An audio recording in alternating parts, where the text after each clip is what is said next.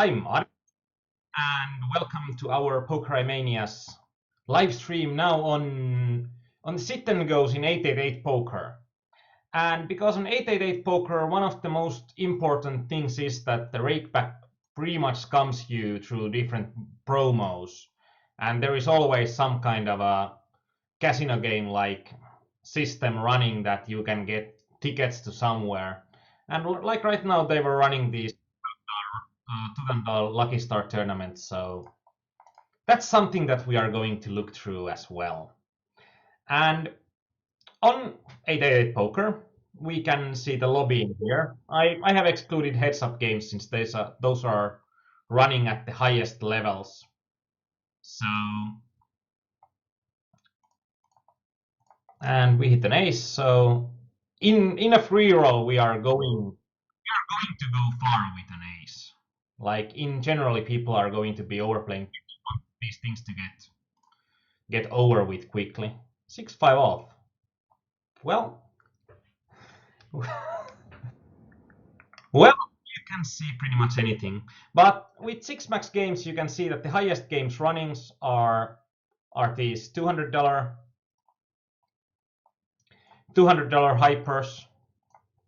And as you can see, the game that is the last one running is the 6 max super turbos. So if you are thinking about playing professionally in 888 poker and playing sit and goes, I think that it's going to be mostly about the 6-handed super turbos. And we can see some 6-handed turbos at $30 level. And when we are going down to $20 level, we can see some regular speed games as well. And when we are going to $10 level, we can see pretty wide variety of different games. And because there are so many sitting outs, it's going to be good to shove pretty widely in there. And in general, that's what happens with these free rolls. There are going to be multiple players sitting out, so you need to be aggressive at the starting tables. And we can see at the $10 level, we can also have an option of quite a lot of 9-handed tables. And with the $5 level, we are going to have an option of double or nothings as well, and PLO8 double or nothings, which is a game that I don't know anything about, so we are not going to play PLO8 today. But I think we are going to focus on games that are running well at $5 levels and higher. And in general, even though there are games that are like the Nitro games, they are fun games that are running at the $1 or $3 level. I just don't think that it's going to be that useful to focus on a game, even when you are starting. I don't think that it's going to be that good to focus on a game that doesn't run high. So you always should have some room to grow. And Danitas says that when 2/3 of the players are sitting out, isn't it worth playing a bit carefully early, as you'll have a chance to steal a lot later? It depends on what kind of players there are on the table. In general, you can't steal a lot later, since you can see that this is pretty much a hyperstructure. And when an orbit goes, I believe that we are going to see like 2 blind increases. But let's see. $5 levels, what shall we start with? Let's start with 9-handed normal speeds. And I shouldn't be opening a lobby of a game that's already running. I should be opening a game that I should be opening a lobby of something that will start running soon. So let's start with the 9-handed games, and we can do the 9-handed turbos at the same time. And we are going to do the 6-max hypers last, since those are going to be the quickest games to run. So we are going to focus on the slowest games at the start, and when we are going to get farther away on our set, then we are going to go to the quicker games, like these double or nothing hyper turbos. I think we are going to do them last.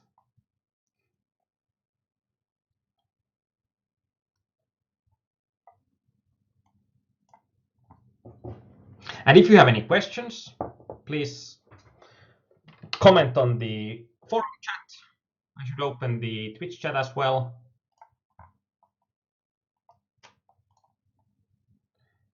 But I'm going to watch our chats. So if you have a question, if you have a comment, please tell me about it, since it's always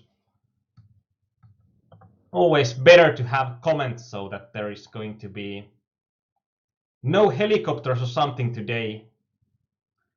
Today, please. Yeah, that's what I'm hoping for, but when I started with a webcam problem and then I carried on with a microphone problem, I ain't so hopeful for today. Sorry about that. So it's just going to be a hard day. I know it already. In here, queen five off. It's not that pretty of a hand, but the big blind is sitting out, and he's going to be the guy that's has most to gain. And Danita said that I think the normal speed on 888 is faster than on stars. We can actually take a look on the structure, and this is something that always, when you are going to a new place to play, you should always look on what kind of a structure it is. And we can see that blinds increase every 8 minutes. I think it's exactly the same than on Poker Stars. Like on Poker Stars, I think normal speed games are every 8 minutes or every 10 minutes. But we can't only look on what's the blinds increase, because it will be also important to not only think about when the blinds are increasing, but also thinking about how big of the jumps are. And if we are looking at here like 10-20, no ante, so it's a bit slower than on Poker Stars, but then it's 20-40, as in Poker Stars it's like 50-30. Then this 30-60, it's 25-50, 50-100, I think that's quite equal.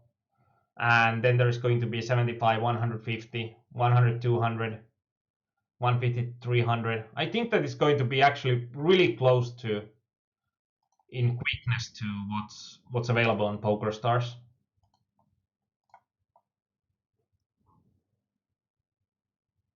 So we started our first turbo, and it depends on the games that are. It depends on the games every time. Like there are games that in PokerStars, like the 180 man normal speeds, they are having 15-minute levels, and 15-minute levels are going to be slow. Oh, Danita says that it's 10 minutes on stars. I thought that they changed it when they changed the blind structure a bit. But okay, might be. So 8 minutes and a bit slower levels at the start, but then going to be quite equal. And you can see in here that when there are no antes, I don't think that there will be that much use to going to be aggressive in stealing early on. So we can have quite a tight strategy early on. But as soon as the antes come in, they are coming in big. So with big antes, we generally then we want to start stealing a lot more. Trying to get the most out of the screen estate.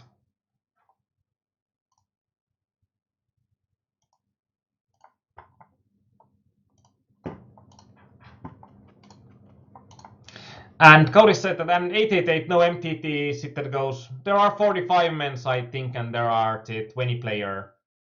There are the 20 player. What are they called? They are the 20 player that are completely insane when there are 4 max games. But you can see that if you are looking at the biggest games. But the problem is always that you should be looking at the running games. And in here you can see like there are 6-handed super turbos for 10 tables, but the problem is that these are 1 cent games, and in the $1 games running some five table games. In here, we are not getting the best possible situation, but this is going to be a set mine for sure. We can see that there are some MTT sit and goes, but the MTT sit and goes are not running pretty much, or they are not running higher than $1. So I don't think that they are like you can play those, but I think that in general there are going to be better options. With the ace and he opening, I don't think that there is going to be a lot that we beat in here. So I think that's going to be a quite a clear fold. And Eki asked, is there a spin and go? Yeah, there are no spin and goes on 888 poker, so there are like no lottery sit and goes. I think it's good since lottery sit and goes on PokerStars they did a lot of damage to the ecosystem in how often the games are running. So so I prefer not having spin and again we are having a nice set mining opportunity.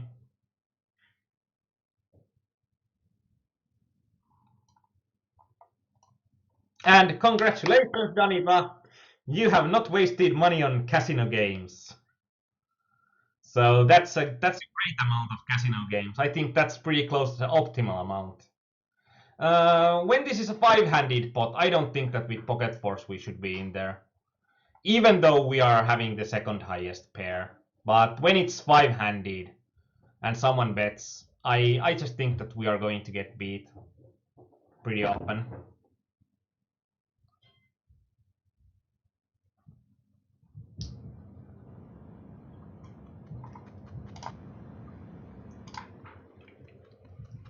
And in the turbo, we can see that we are having the 20 to 40 level and we are already like the blinds are doubling and we are also having an ante that's quite big. That's 1/4 of the small blind. So in this case, it starts to make a lot more sense to be more active. But we can see in here that like this guy, when he opens for about 5 times big blind, I think that we are going to this guy is quite close to getting marked as a player that I want to play against in the future.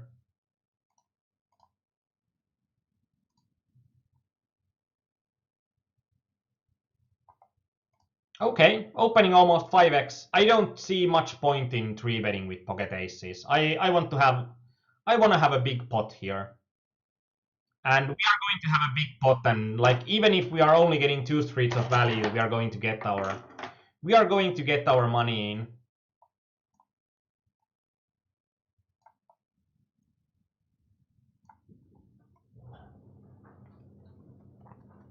Okay.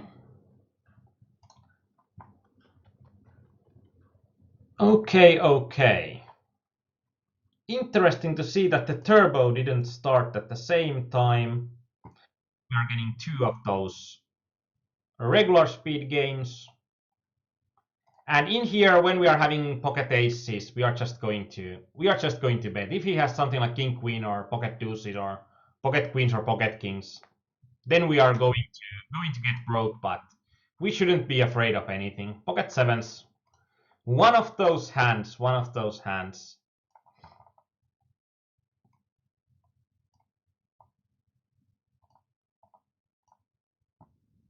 Yeah, why not? Like another turbo nine-handed. We can do it.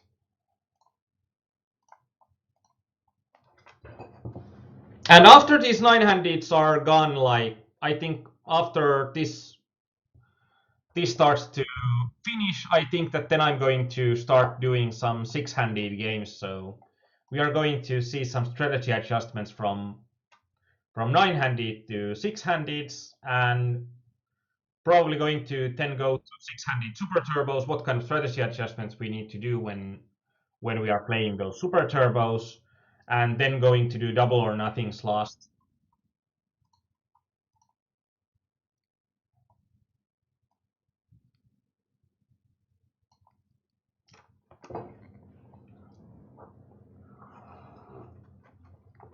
Callan, there are two other players remaining in the pot, so I think that the added value of getting them in, but I think that also having a small three bet there would be quite good in general. When I'm thinking about it, I think that they are going to be quite close in value.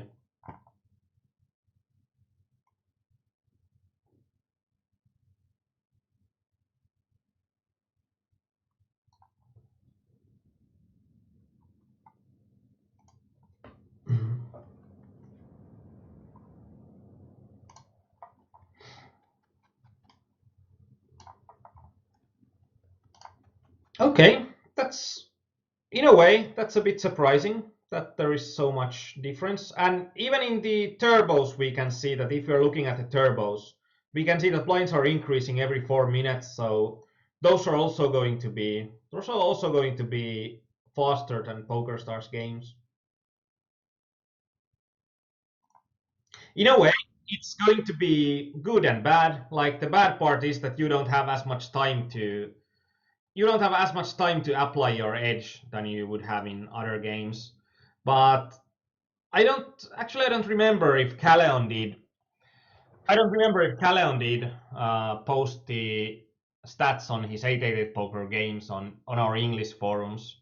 But I think that when I saw that he did something like he did really well in the Finnish forums, and because the games are not running high, I think his ROI has been quite good. So we can see that in these games, because of the opposing players are, it might be okay even though it might be still okay even though they are quicker than PokerStars games. And Queen 10 off is quite close to an ISO race as well. Mm,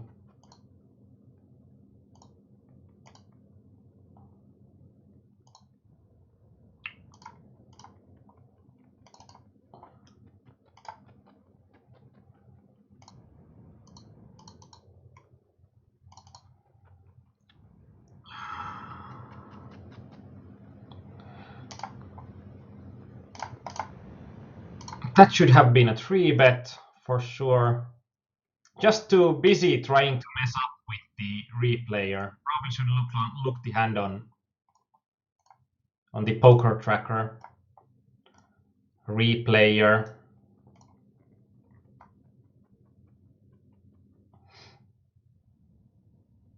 And in the top right, I just can't find any hand that would make sense in our opponent's range. Pocket queens is actually it's quite weird in total to see weird in total to see the pocket queens there shoving the turn for something like 5 times the pot. I think that that's the problem in there is that it's really hard to think about anyone going with a strong value hand going for a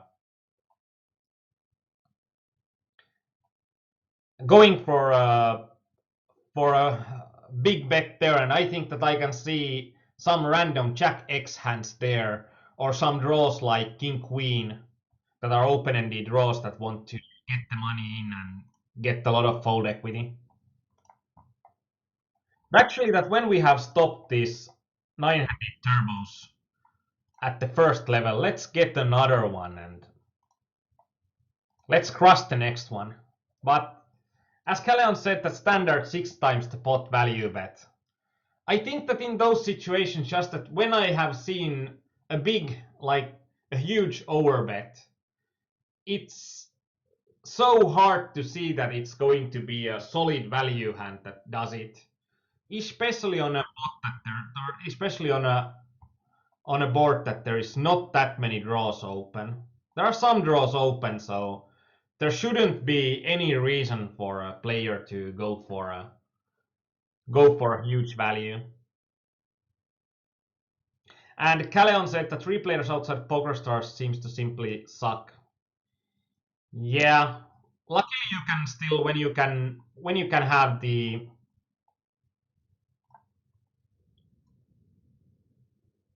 when you can have Poker Tracker. Usually you can still have a working replayer as well. With two-handed, it's going to be okay to be set mining there when the pot is going to be four-way for sure.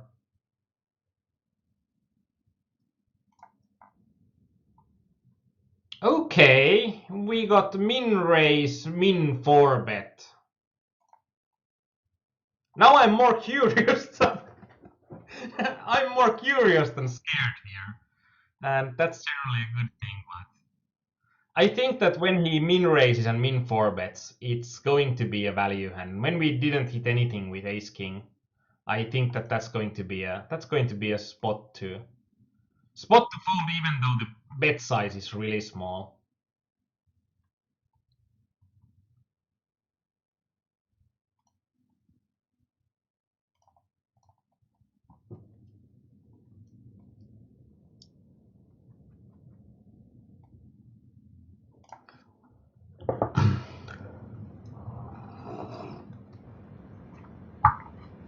And Calleon said, haven't actually checked that if there's less time to act than on stars. I don't think that there's less time to act, but the auditory clues are going to be a lot harder. And also, I think that in PokerStars, if you have invested any money in the pot, you are going to get the auto time bank. And in here, I don't see that. It's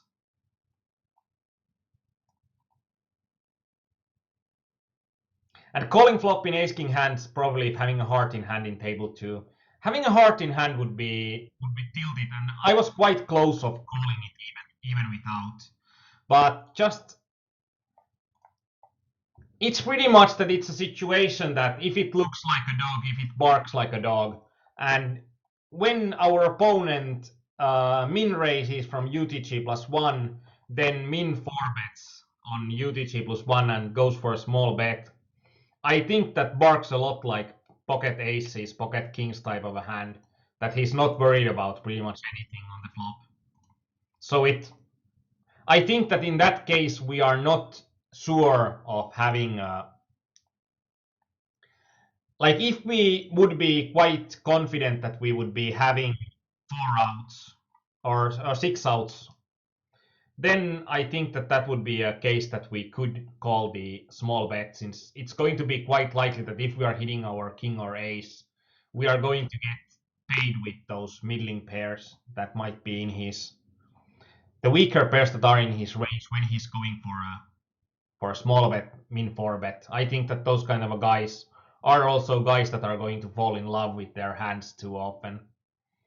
But when we are going to be unsure that are we going to win anything, even if we hit our hand, then it starts to get a lot harder to call even with a heart there.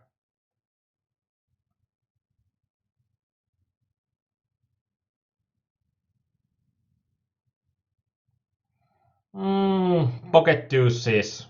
Just going to see the pot going to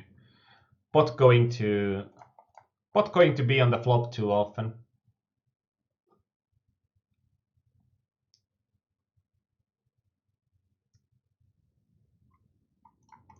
Like in general, against a general opponents, I think that it would be a good open. But when we are having guys that are quite loose, it quickly becomes a proposition where the pocket pair is going to be really hard to play post flop.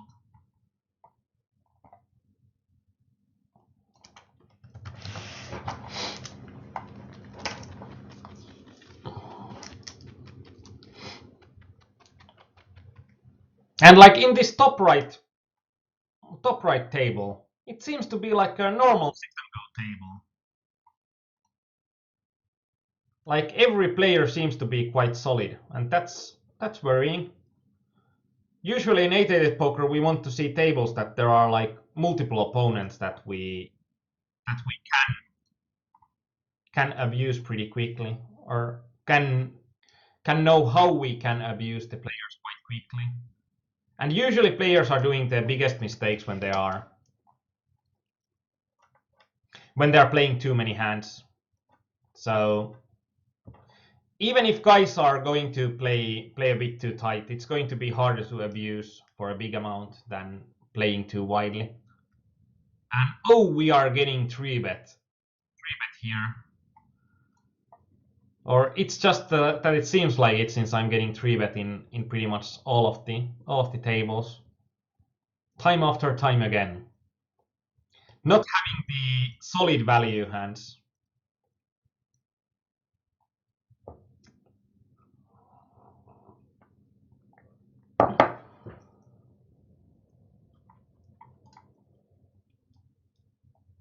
Thinking about, should I take a break after these 9-handed games and then go to 6-handed games, or just go directly to 6-handed games?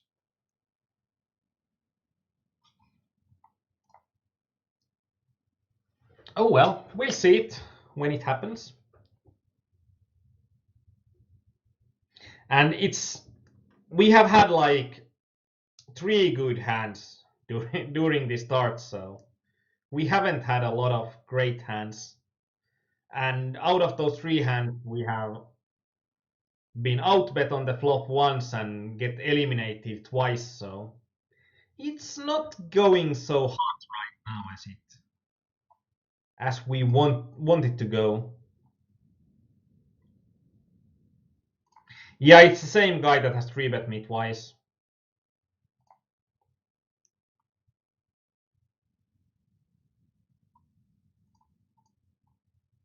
So I'm going to, in a way, I'm going to take note that he's 3-betting me twice in a row. So that's going to be something that I'm taking a note on.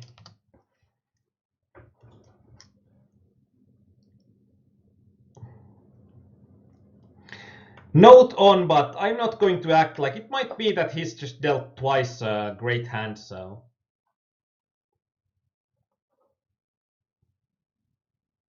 When Ronnie is an aggressive guy, I think that this becomes a pretty good spot to 3-bet shove. Like, his range doesn't need to be that wide if he's just folding about half or even 40% of his range. Then this becomes a really good spot to 3-bet with pretty much any pocket pair. And with pocket threes, we generally, with those kind of stack depths, we want to 3-bet rather than call. Like, the stack sizes just aren't going to be comfortable going set mining in that stage anymore. But could note on Nexus X Alex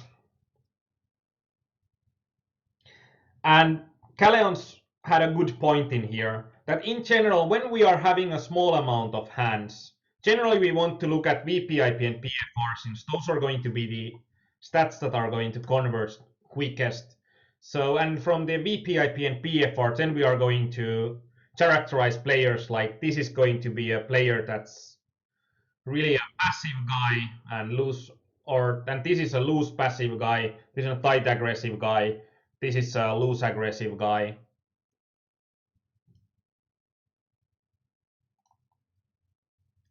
Turning it into a bluff. I don't. If he 3-bets me third time in a row, then I start to.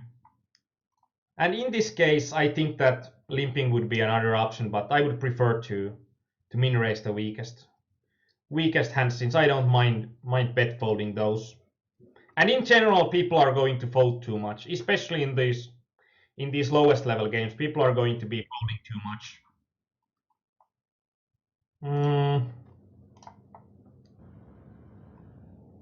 This is probably telegraphing my hand a bit, but I don't think that against general opponent it should. I think that I'm going to. I think that I'm going to get more money in on average this way. And when I have the king of clubs, I'm not scared of that much. And just trying to focus on how do I get the most money in.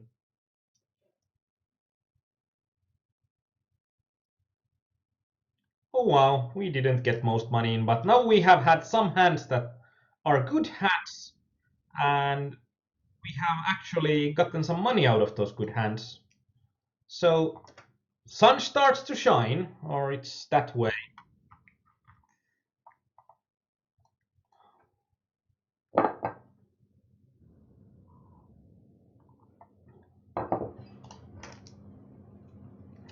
And Nexus 6 Alex says that is it okay to put this much pressure in the early levels in position?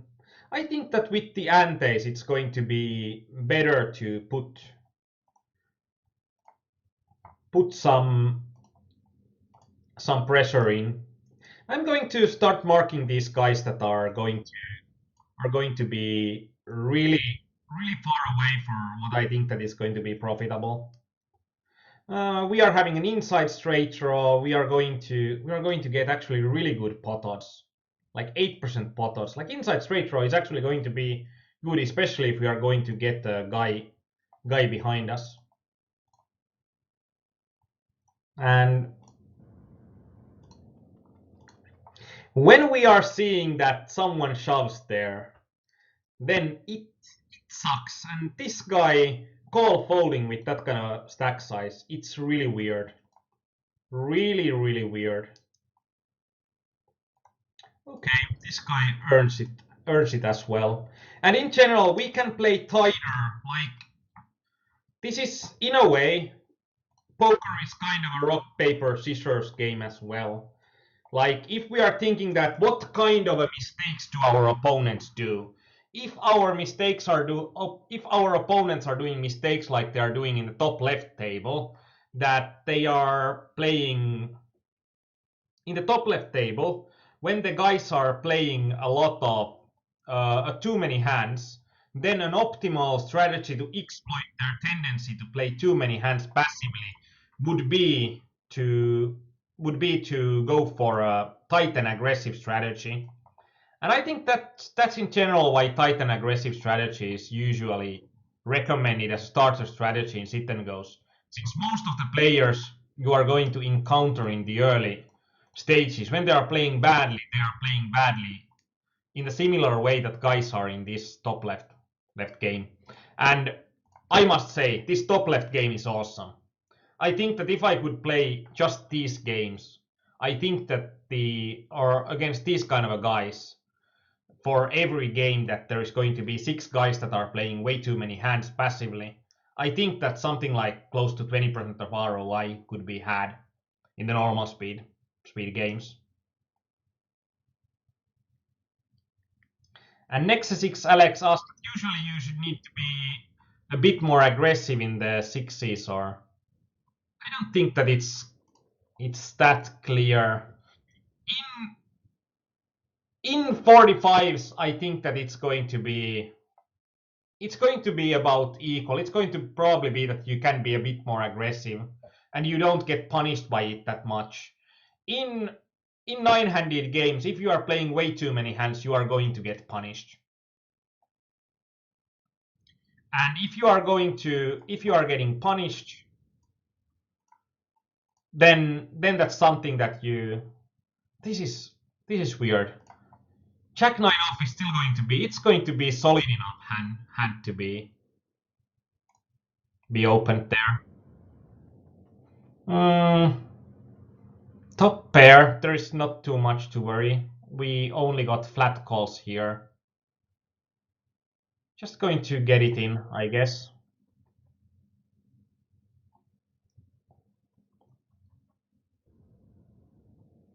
Got really lucky on the river. Really lucky. Interesting donk bet as well. I was thinking about when an opponent donks a pot there, he's going to have a draw most of the time. And his range is going to be really weighted towards draws. And we are going to play well against draws and going to get some of those hands to even fold, but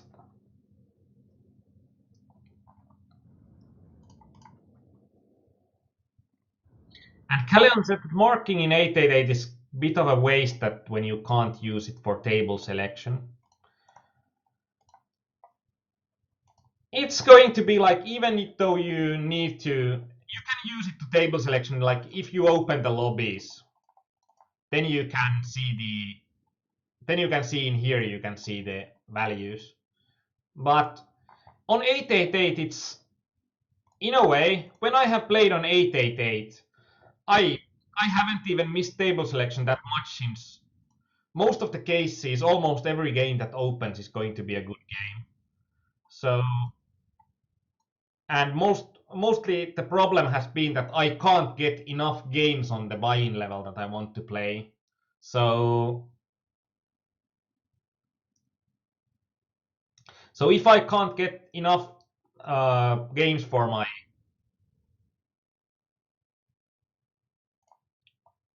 buy-in level, then it's going to be a situation of just playing every game. And in 888, I think that there's still value in marking the players, because when you are having the first hands, you don't have stats.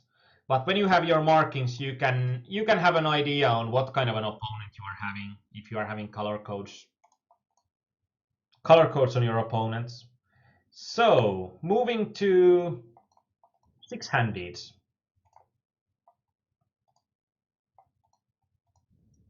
Actually, you can do turbos and regular speeds, since turbos and regular speeds are going to play really similar together.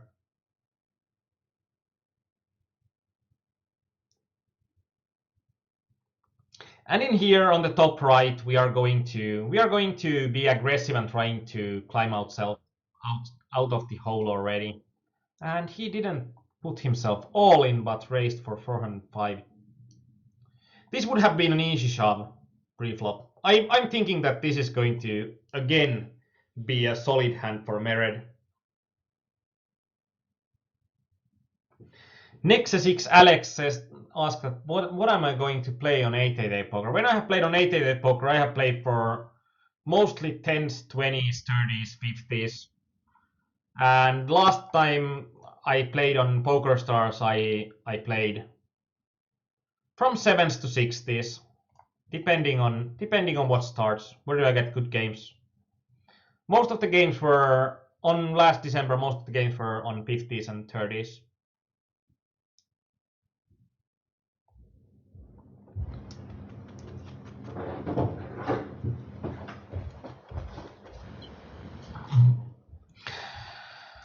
Ace 7 off, ace 7 off. It's going to be close, I think. It's going to be close between a fold or a shove. Need to check quickly. This is 65-35, so it's the same structure. Previously on 888 poker, it was harder even in six-handed to mix the different speeds, since the normal speed 6 max games were with the same price pool structure than 9 max games usually are.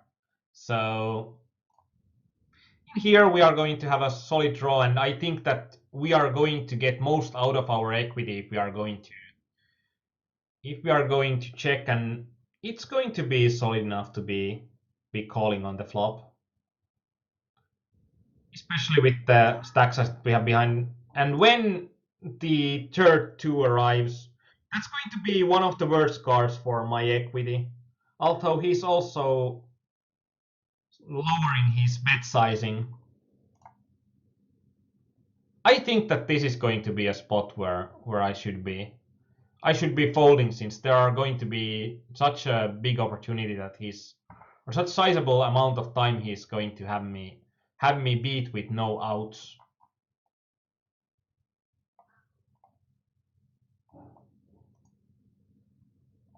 Okay.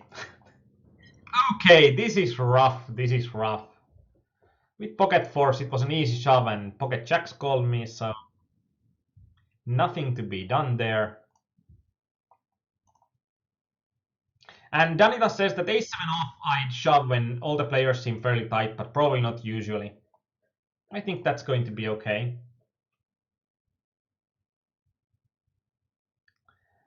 And Oddsman asked that is it okay to steal a lot against the guy that will also open that many hands, he would probably also call a lot.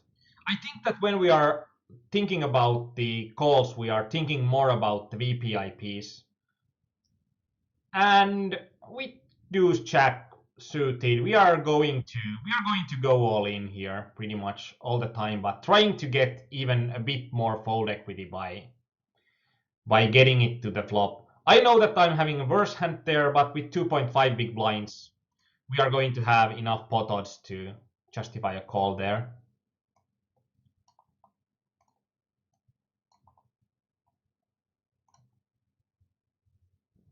And Oddsman, please tell me what table it was about, then it's going to be. But in general, if there is a player that's really loose, I'm going to steal less on them.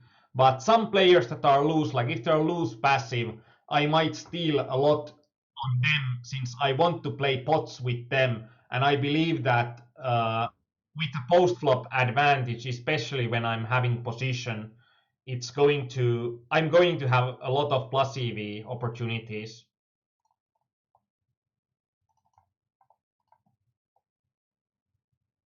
So it's like if I'm going to not steal from position that often, it's going to mainly be against guys that are going to be three betting a lot in a spot that I can't be calling those three bets.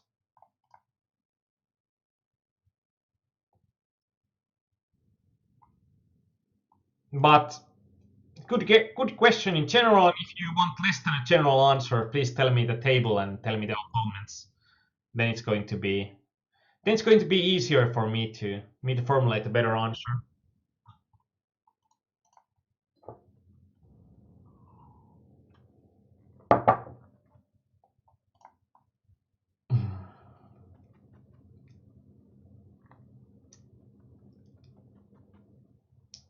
But so we are out of our nine-handed turbos. And I must say that we didn't have fun with those today. But in general, I think that the games were.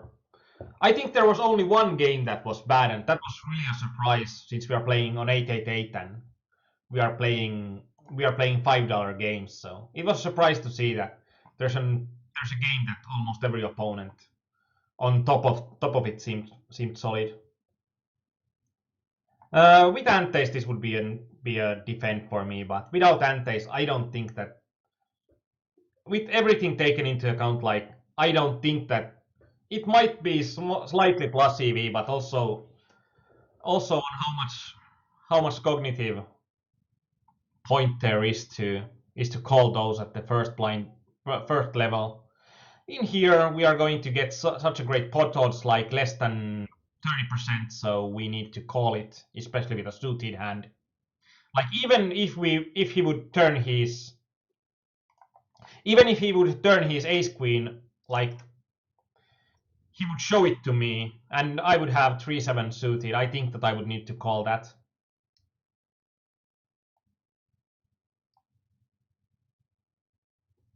And Anita said, I think Oddsman was referring to a3 offhands in top right.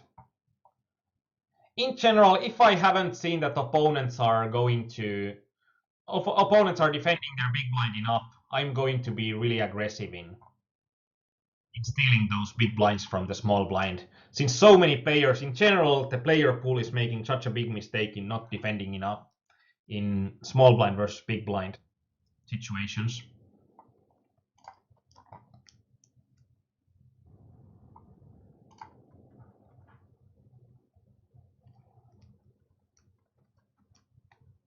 And even if I get called, in general, there will also be a relating problem for much of the player pool that even if they are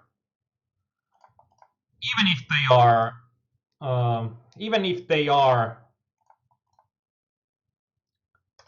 what is it called? Even if they are defending enough, there are some players that are going to fold too much on the flop. So if I'm thinking about the whole strategy of raise and c bet a lot, that whole strategy is going to make a lot of money against general opponents, and then there needs to be a knowledge that an opponent is quite far away from the general opponent before I I start to change the strategy.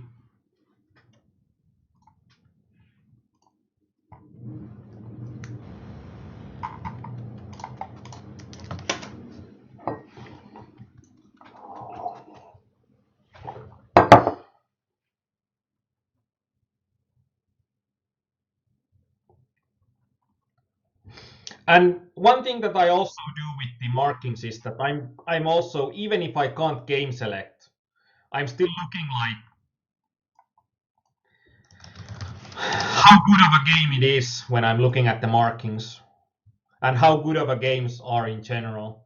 And it's quicker for me to look at the markings than look at the stats and trying to understand it from the stats that how good the game is. Auto shove on table 3 with ace 8 off, blind versus blind. I think that it's quite close to an auto shove. Like against a general opponent that has opened pretty much every hand.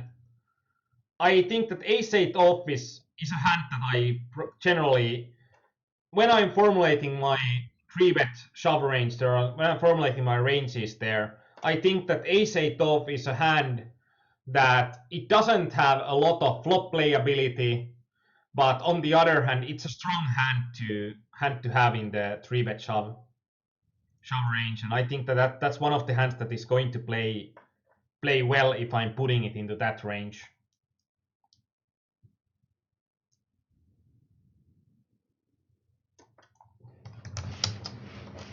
And I think that it's going to be profitable also. Or of course, I'm thinking that it's profitable, and that's why I'm. If there would be tighter players behind me, seven king off would be a open, but against loose players, just nope. Mm. We are facing a big 3-bet there. It's a bit out of my. Even though the player seems to be pretty loose aggressive, I still think that ace jack off is going to be too weak to be calling or four-betting that. So I think that fold is going to be the best there.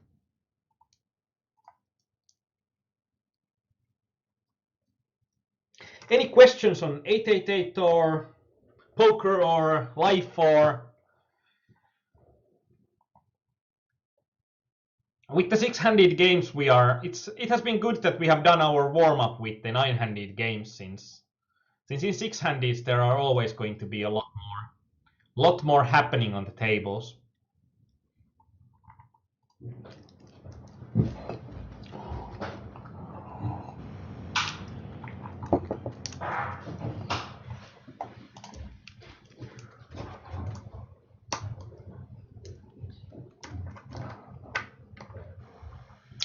And Oddsman said that if you fold to a c-bet a lot, that also would be a nice way to bluff in a different flop. But I think that you need some hands in PT4. I think that when in general players are like, when player pool is making a certain kind of mistake, then I don't need to see that in PT4 to exploit that mistake. But then I would need to see the other way. So I would need to see that this guy is not part of the player pool that is making that mistake a lot to make myself change my strategy there.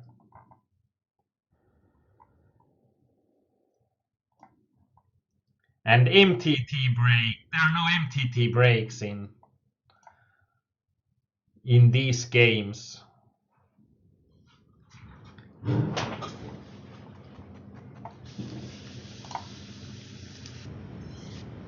I think in general, I don't know if I would be the only sit and go grinder that would like those, but I would prefer having breaks in sit and goes a lot. I think I would play more if there would be breaks in one table sit and goes, and I could just go do something else for 5 minutes of an hour, because then it would be a lot easier to.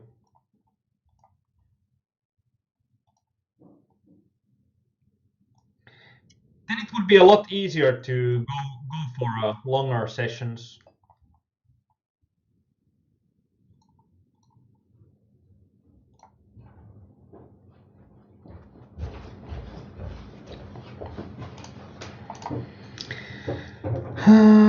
He pots with about a pot behind.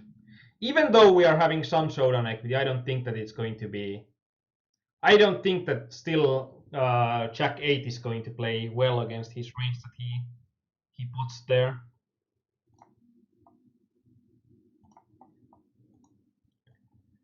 And like the last times I have played on 888 have been pretty awesome, and I shouldn't be transferring those tables myself, since then 888 is going to open the next one to a random spot pretty much.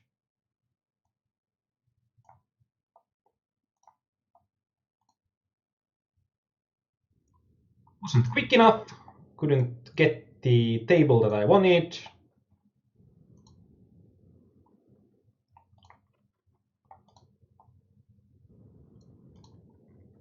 Let's get a turbo then. If we can't get a normal speed, then we'll get a turbo.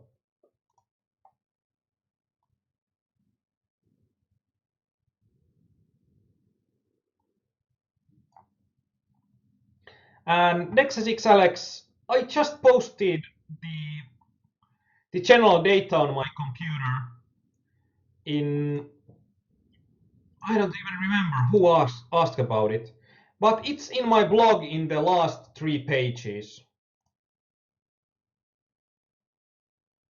In the top bottom right, actually. Actually.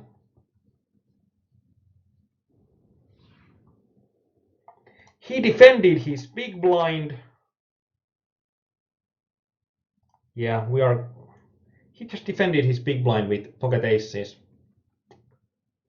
Well played for him. Well played for him. He defended his big blind. Then he. I'll need to check that hand.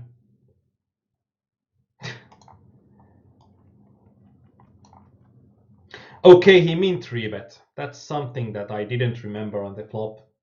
If I would have remembered the min 3-bet on the flop, I should have folded on the flop against the guy that min 3-bets and goes for a big bet. And I should fold their turn for sure.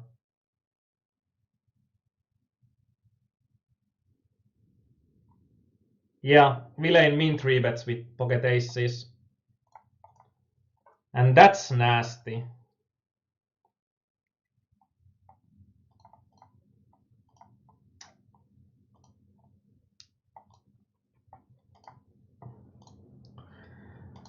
That's nasty. No worries. We'll get the next one. And this is in general something that you don't want to start your set with. I think that there have been like the first 10 games without cashing are is something that you want to start your games better. And this is actually with 8-9 suited when this guy 3-bets. In a three-way pot, that hand would have played probably well enough to make it a call.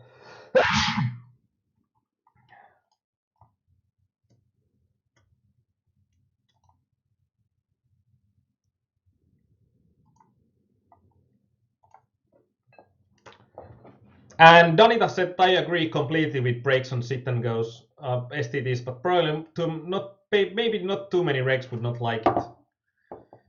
Yeah, that's also a point. Like for my dream break structure would be that if something opens between 55 and 0, then you don't get any hands dealt in those games. That would be my dream. Like then you wouldn't ever miss.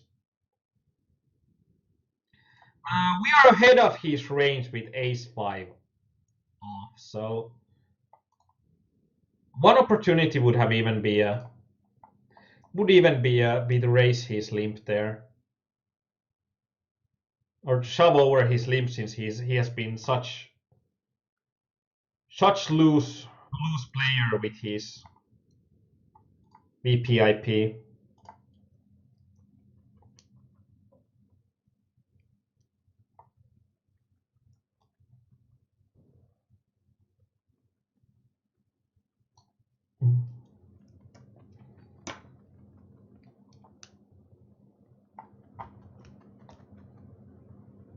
And Steamforce says that could you help me with the HUD? It doesn't work for me on 888 poker. What program are you using and where you are trying to use the HUD? Like in if you are trying to use the HUD on Snap Poker cash games, it doesn't work and it's by design. No HUD works there. And if you are trying to use your HUD somewhere else, then you just need to have your hand histories running and they need to go to the right place. And that's pretty much it. Like there is some settings, game settings, there is a keep my hand history on, and then get those hands from that folder. So pretty much the first thing that if your HUD doesn't work on some site, the first question is, are my hand histories getting imported from the site?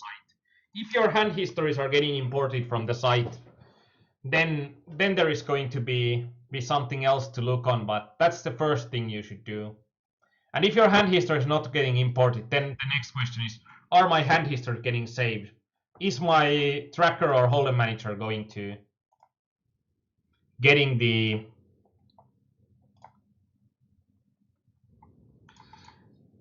hands from the correct place?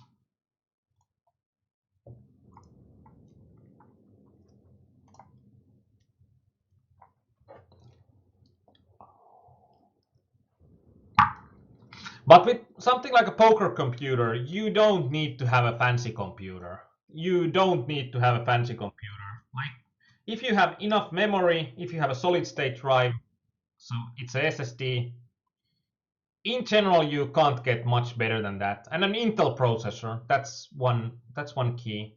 If you are having a laptop, then having a if you are having a laptop, then having an Intel i5 or better, since only i5s are having turbo boost and everything else is just slow in single-threaded tasks. That is what happens most in poker.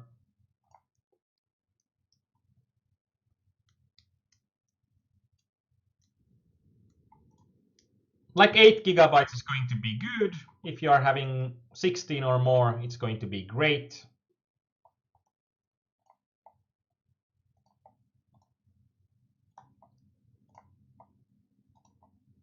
And if you are building a new computer right now, because memory is so cheap, I would always build a computer with 16 gigabytes of memory.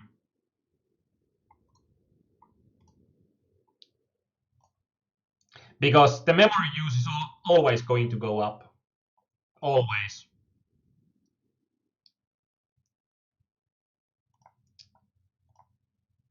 I still remember when I upgraded a Pentium 100 megahertz Pentium to 24 megabytes of RAM. That now it will not run out of RAM anymore, and it won't. But like right now, I'm thinking about upgrading to 24 gigabytes of RAM, so 1,000 times more, and still it's not enough. So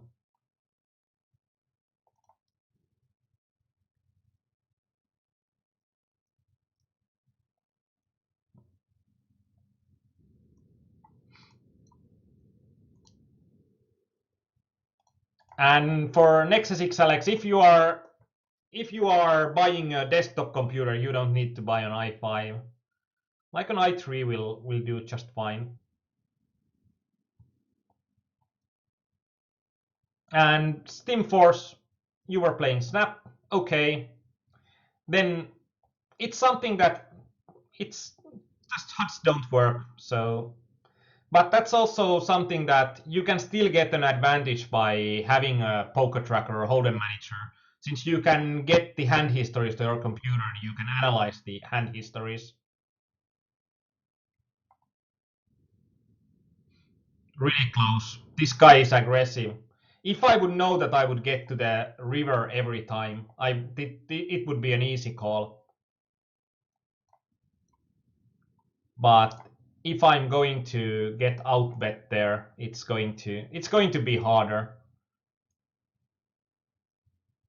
And now we can't know that how aggressive our opponent would have played. Like it wouldn't make much sense in him betting aggressively there, since he would always need to beat the other player before getting any money.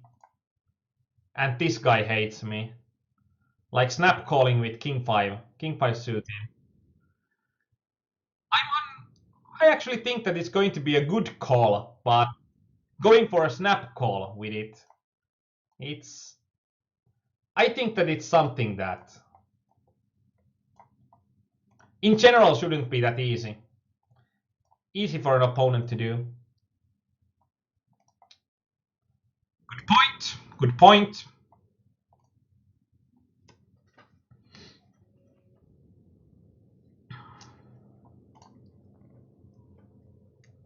Thank you, Danita, for noticing. And we actually got our first money out of the 9-handed, so playing about 8 9-handeds and getting 1 cash. It's not going to be what we expected, but it's going to be something. Well, our opponent has folded almost every time against our small steals, so we'll do it as long as it works.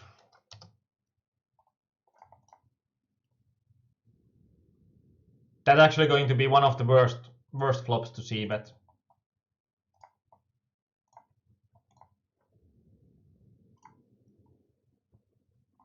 And even when it's going to be one of the worst flops to see bet, I still think that c betting is going to be plus EV in general.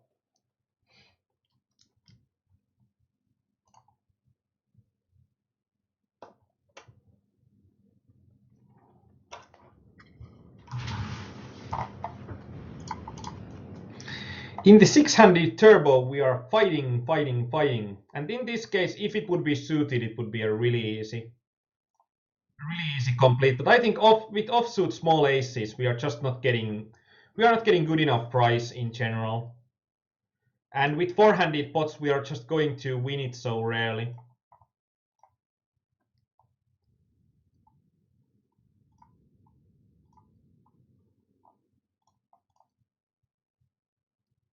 Queen 8 off, that's going to be on the edge.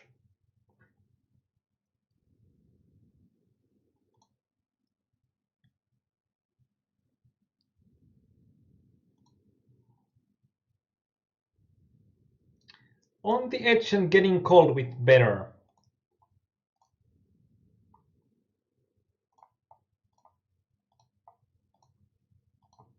Not nice, not nice.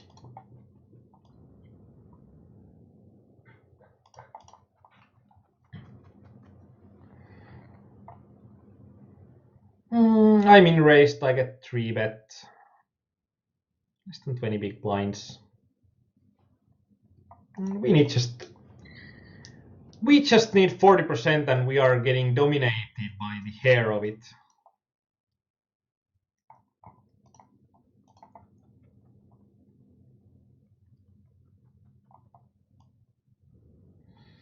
Daniel, I don't think that there is going to be a lot. Like the biggest point would be not to be able to not sit out in the games. I think that would be the hardest if you are mixing poker stars and. And Osman asked, what if it was ace-5 off? I don't think that ace-5 off or ace-6 off doesn't make that much difference. Ace-5 off is slightly better since there are going to be straight draws possible, but the straight draws pretty much need to.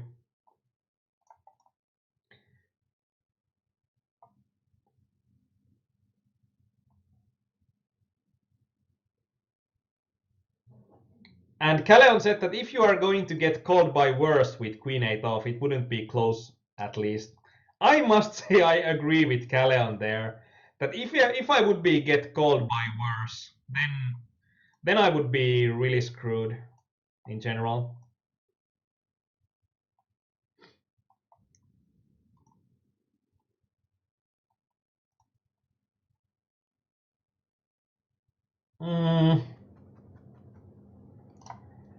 Think about which is better, shove or min raise. I think both are going to be profitable options with Queen 3 off, but then which is going to be more profitable? That's always one of the hardest things in sit and goes is that when you are having multiple profitable options, trying to select the most profitable option is going to be one of the hardest points. And for oddsman, it's going to be like the suitedness is going to be way better than having the small straights option with a small ace when we are thinking about completions.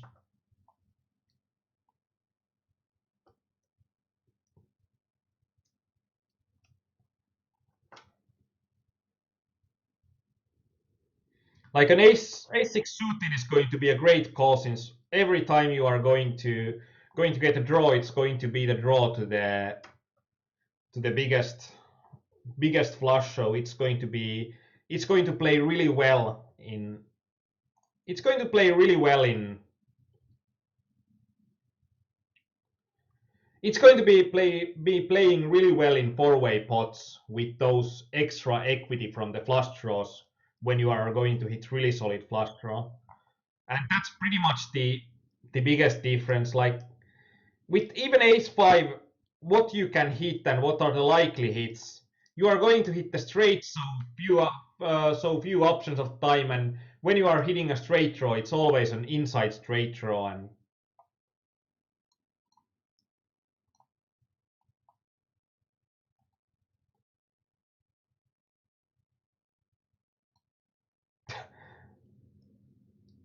Danita said, I guess that there's witless ICM on 888's version.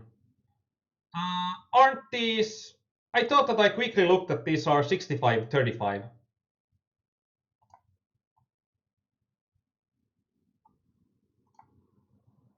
Okay, now I need to worry.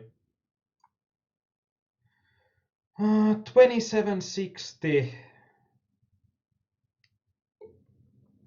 I think that these are, like, I'm calculating it in my head and I'm thinking that these are 65-35. So exactly the same structure with regards of ICM than Poker Stars.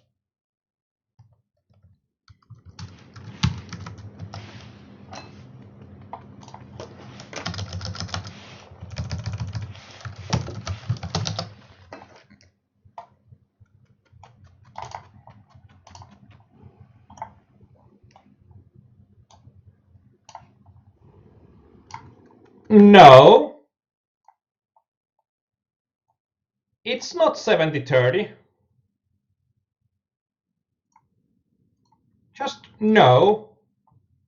If I'm looking that this is 600 turbo, price pool is 2760.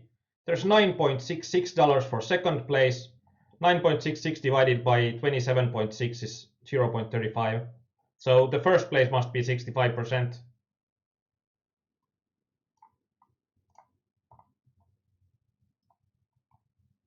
Mm.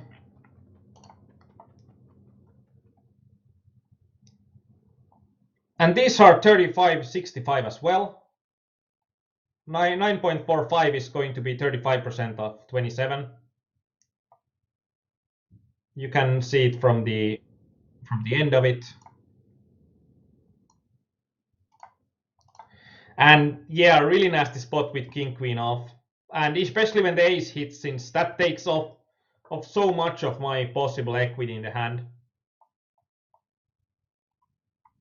But as I said previously, on 888 poker there was the regular speed games were 50-30-20, the turbos were 65-35, and super turbos were 70-30.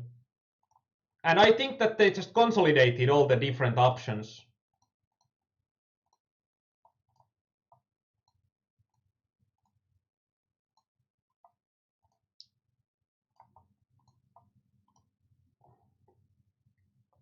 Let's see, 9.87 out of 2820. So it's 35-65 as well. So every 6-max game on 888 poker is 65-35. At least on the $5 level.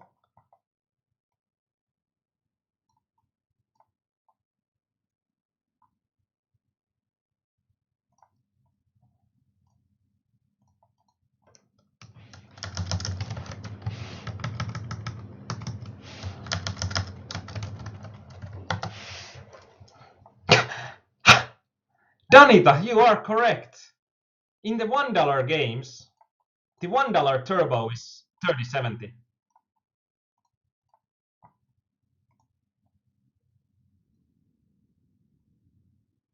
In a way, this is cool, and in a way, this is generally not cool. And 600 Super Turbo, it's the same at $1 level.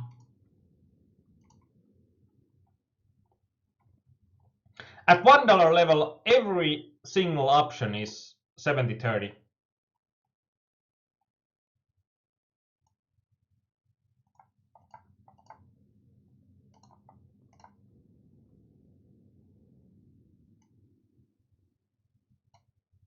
And in $3 level, it's 35-75. The 65. It's going to be 65 to 35. I thought that on 888poker they got rid of the difference in structures. Ouch! This is pretty much the nastiest possible option. With the two flush draws, I just think that there is going to be enough draws in his range that he bets. And not just queens. And next to 6 Alex says, are they allowed to do that? They had way weirder structures. And you always had to check, like, what am I going to play now? But I think that it's not going to be cool with regards of what happens in the 888 poker structures. Because going from 70-30 and in 40-cent games, they seem to be 70-30 as well. And Neo1186, good evening to you.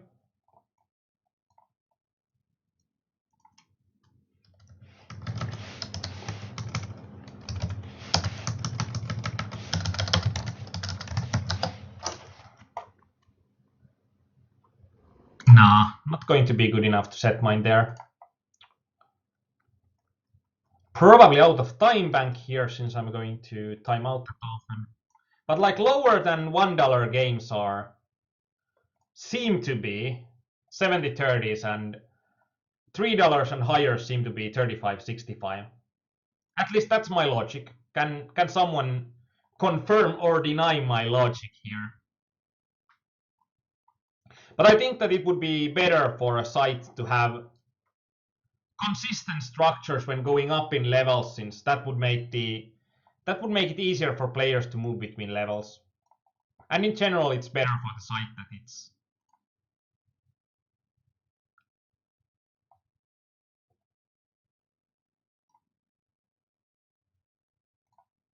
min 3 bet again. I so much hate this min 3 bets. It's going to be close. If he checks the turn, then I need to bet. And I think that I'm going to get value out of some good pocket pairs here. But in general, this is just something that happens a lot, that when players are min 3 betting, they are having a really strong range.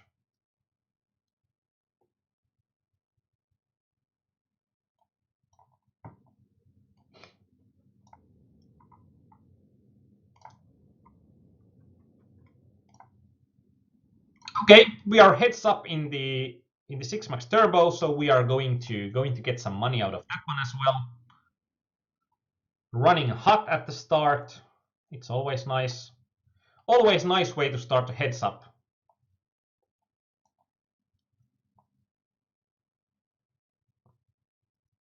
And I think that Calleon is completely correct that, yeah, they can do that, and whether it makes sense in the business perspective, that's the whole another thing. Wait.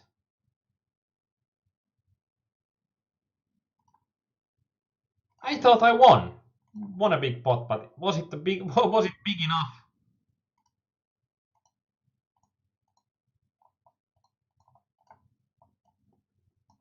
No, I didn't.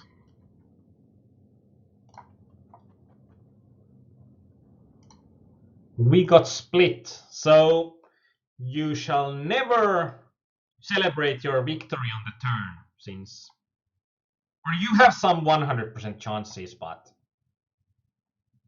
in general, you shouldn't be celebrating your victory on the turn.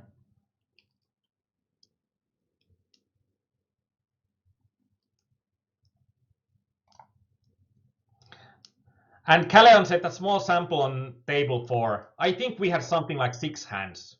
So if we have 6 hands on an opponent, I give pretty much no value.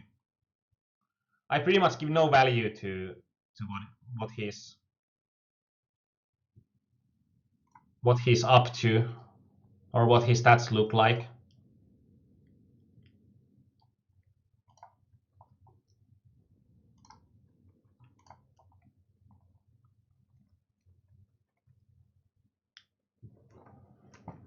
And there are not anymore the big bags of money that there used to be on 888.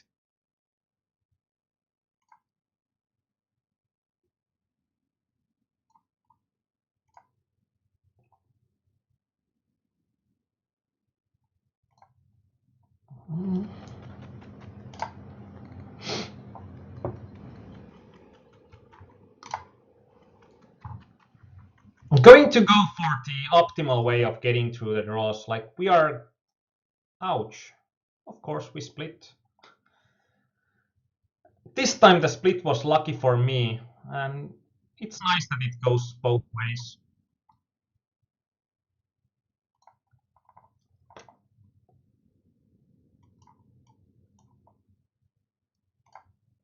Yeah, always the more hands there are, the more shadowy, but still. Probably just because I got so burned with the min 3 bets earlier on. I'm now too averse in this.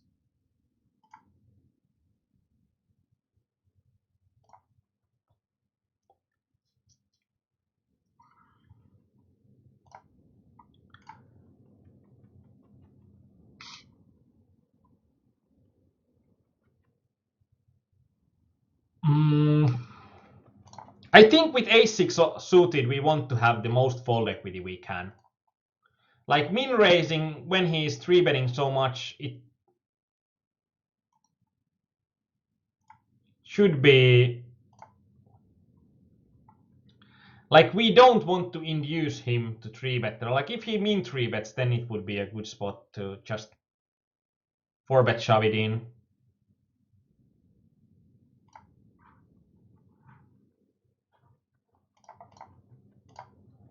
But if we are having a risk that he would 3-bet shove there, I think that if we would induce, then we would need to call as well. And that would be...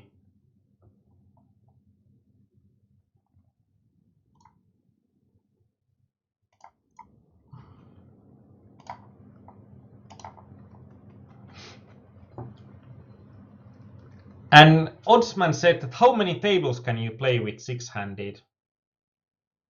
Depends on the site and depends on the structure.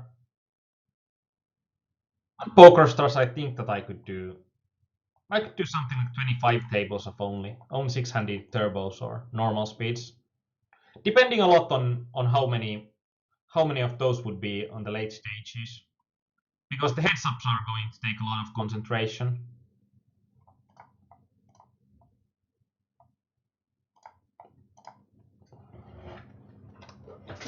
But on 888, like 6-handed games, I have played 10 games on the Super Turbo 6-handies, and it requires practice. But when you have practiced it, pretty much it gets easier when you practice. Like what doesn't? But I think that the next games that we are going to open are going to be Super Turbos.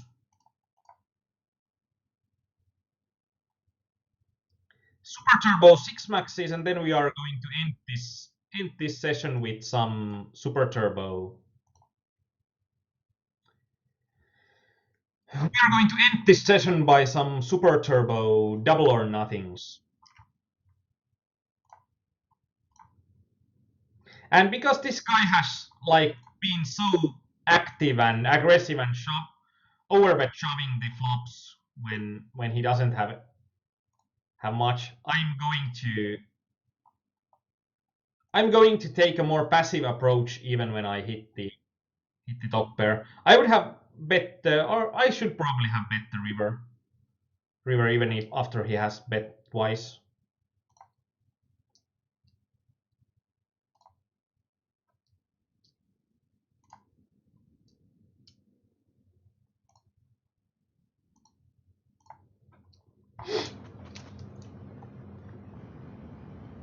Mm.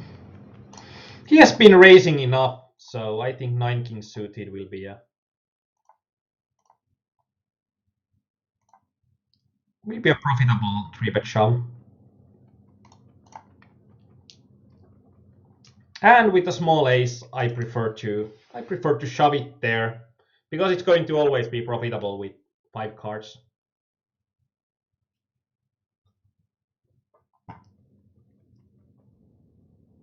Okay, that was the first win for today.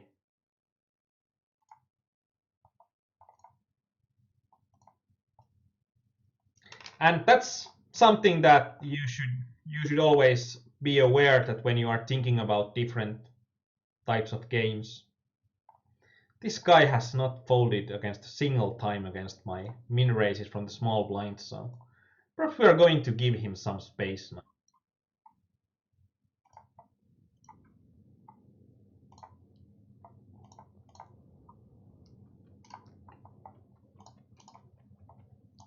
And of course, if I would have something even solid, there would be a spot to play the hand, but not with something like 3-7 off if opponents are not giving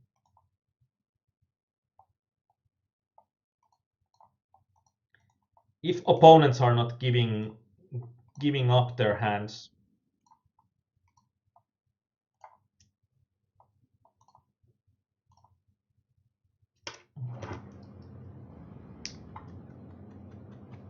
Hmm.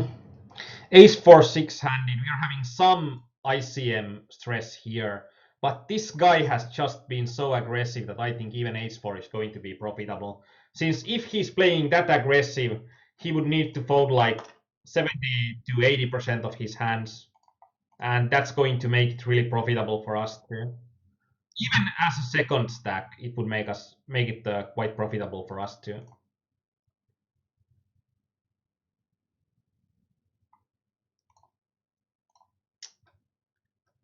I just can't get anything cheaply from Slem.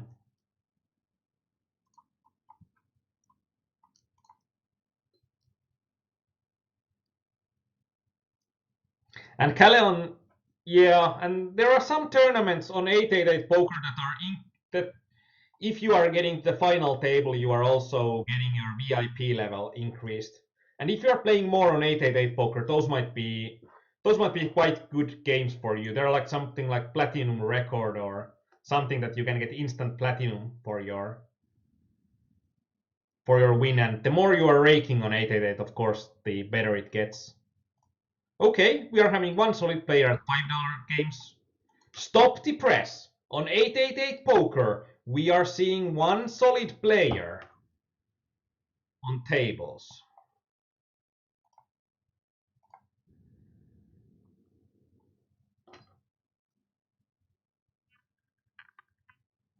Schlem has raised. This is a 3-bet. I think that this is going to be a fold since the possibility of eliminating this guy is going to be quite high. And if you're getting to 3-way, our value of our stack will be really high if there would be a 300 chip stack against us to get to the final stages. Like I think that the highest VIP levels are the free rolls are good, but before that the value is not that big.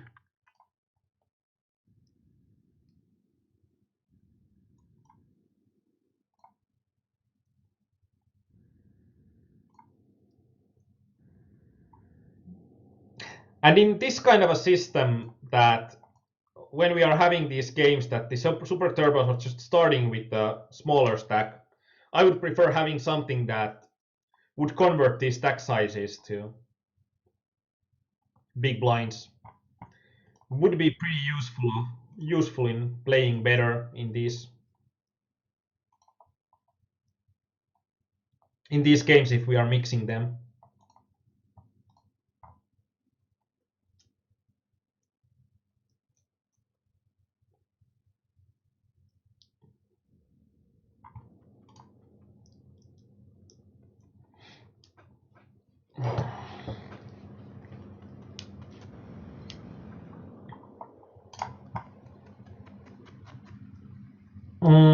I wonder why I'm not seeing HUD here,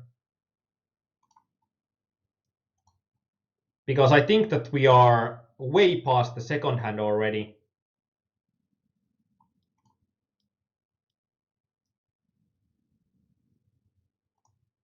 Let's go for it.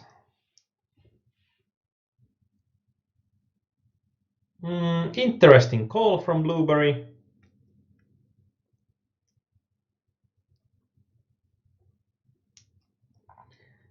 And now I'm getting that I don't have the HUD stats that I generally would have on 888 poker, since I have imported only my poker tracker hands, since I destroyed my database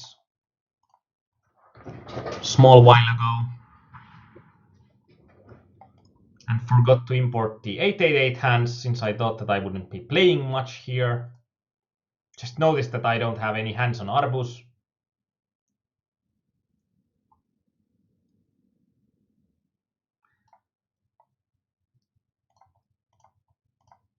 And Danita says that in a way, like, it wouldn't be that there is going to be similar. And of course, even if you are thinking about the even if you are thinking about the 9 max games, it's not going to be that different from 6 max three-handed. But I'd say that there is going to be, if you are just thinking that it's going to be easier. Wow. Thought that I can play some hands here against Slem, but no dice, no dice. I don't like this at all, since I need to start getting really real tight there, or just and going for shoves more often, since ICM will put brakes on me trying to trap him. So in a way, he's playing well using his bigger stack now.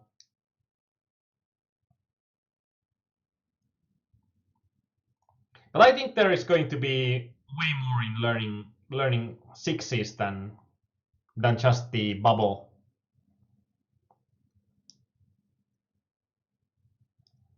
In general, I think that sixes and nines are going to be way different than nines and 18s. Like 18s are going to be easy to add after adding.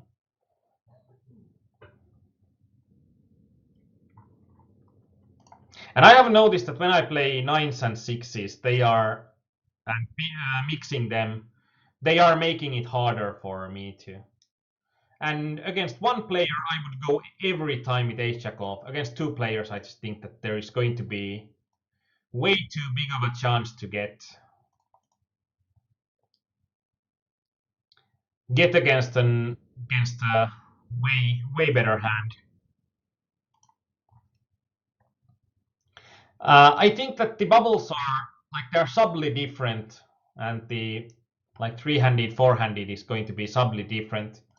But it's always fluctuating. When I'm concentrating more on getting better in the six maxes, then my nine max, the bubble ratings are going down, or the how effective I'm generally in those places going down. And on the other hand, if I'm concentrating on fixing the nine max, it's going to affect the six maxes. So in a way, it's close. Like In Nash, Jack 5 off is not going to be a shove there. But I'm thinking that opponent is likely going to be tighter than Nash.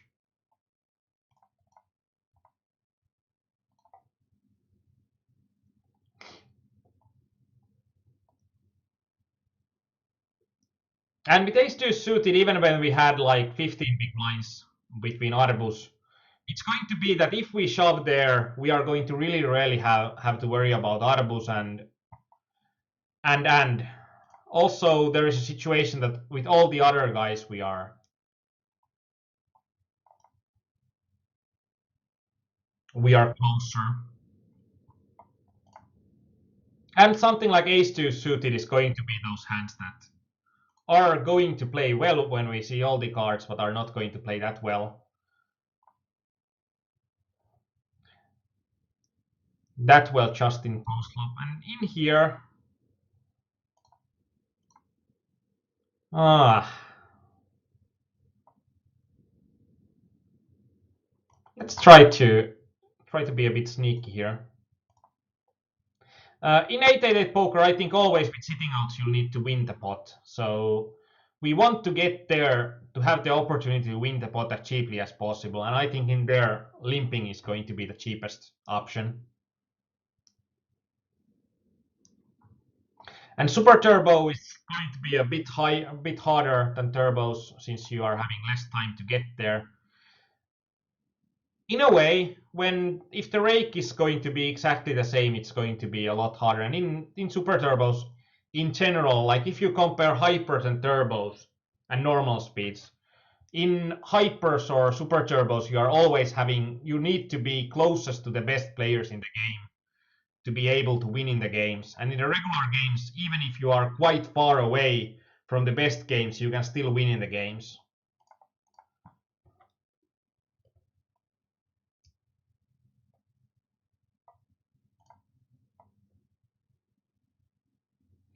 Nasty spot, but with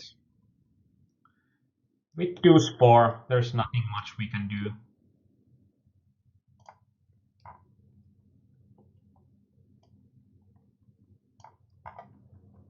And Danita, that's something that you are going to have problems with if you are going with learning sixes, since in sixes the ICM is going to be with 6 or 5 hand is going to be considerably less than in nines.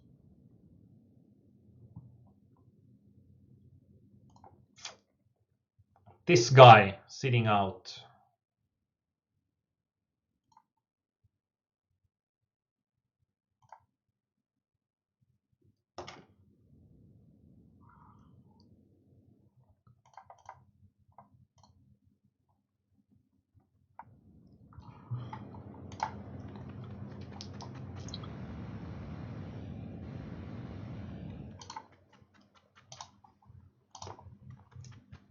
Mm.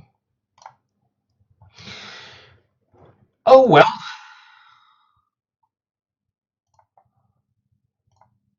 This is something that I think it's going to be quite close to Nash. And I think even the regs in 888 poker, the regs are going to be way tighter than the regs on Poker Stars in calling in those kind of situations.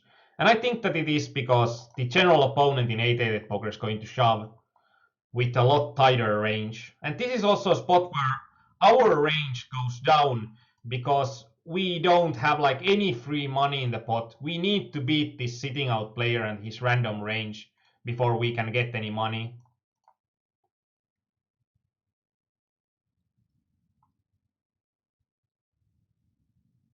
Hmm. Close, really close. And in here, even when we are having a crappy hand, when our opponent re-raises us in that spot, just can't get this guy eliminated.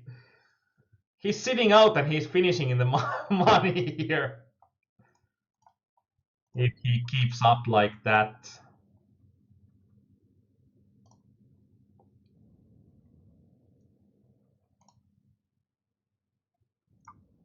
In UTG, this is like This is kinda also a desperation shot that our ball equity is going. So it's going to be with a bit of a wider range than in general. Oh, we are having another heads up.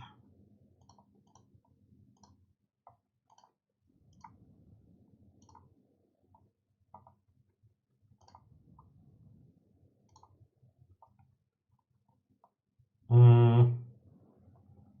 Queen 7 would be a Nash call, but I don't think that this guy is going to.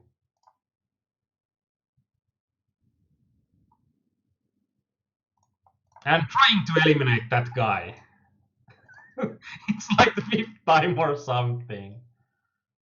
Oh well.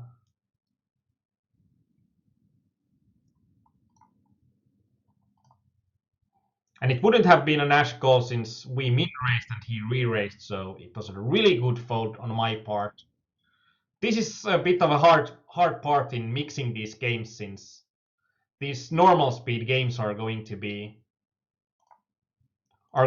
so different in the speed department.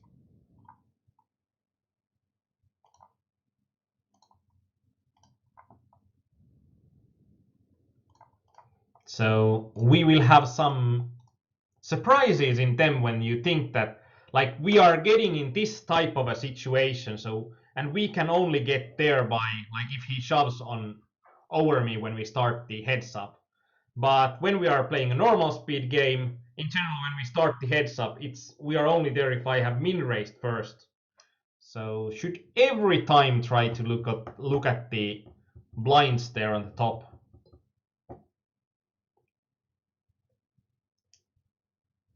And finally I could get pin away, and then this crazy daisy is going to start his run. So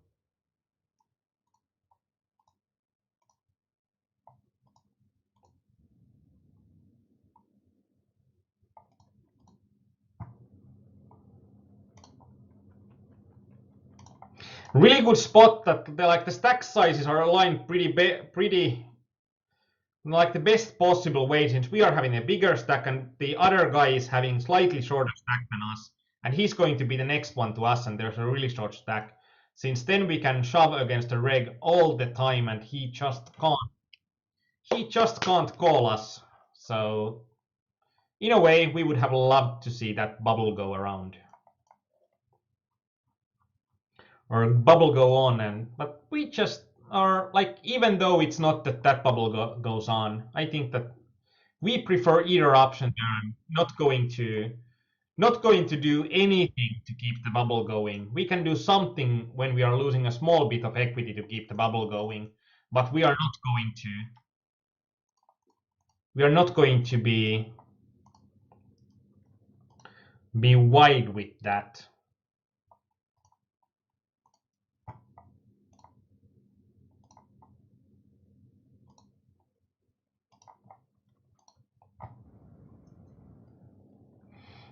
Queen 6 off.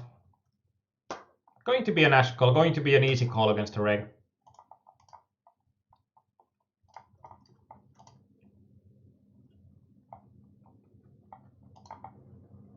Let's play a small while of these six-handed super turbos, since these are always going to be.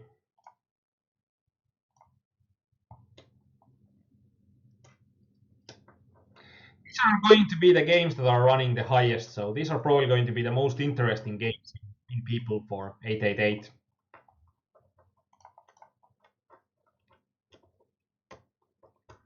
On the button, I'm instantly starting to look at the guy when he's opening more than a min raise, since I think that that's usually going to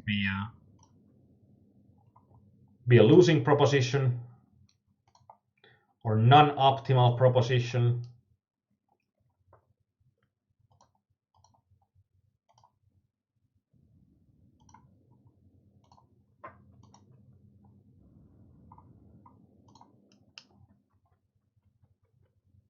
And we can see this Arbus guy in every table. Oh, we min raise, we get called, and then someone shoves. I think that there is going to be such a big possibility of there being a better hand than pocket eights.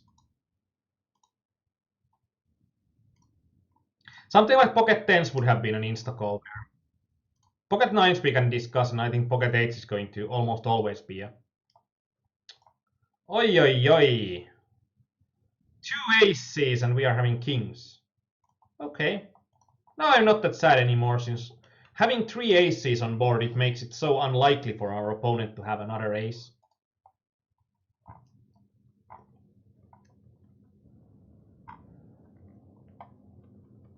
And in general, this is going to be a lot harder. When I'm trying to talk at the same time as I'm playing, it's going to be a lot harder to play a lot of tables. I have noticed it before. So, like when we had the 50-50s on the multi-tabling challenge, I noticed that after like 30 tables, I didn't talk a lot. But it just that after that point, I just needed to concentrate so much on the tables, and there's less time for the brain to start thinking about something interesting to say.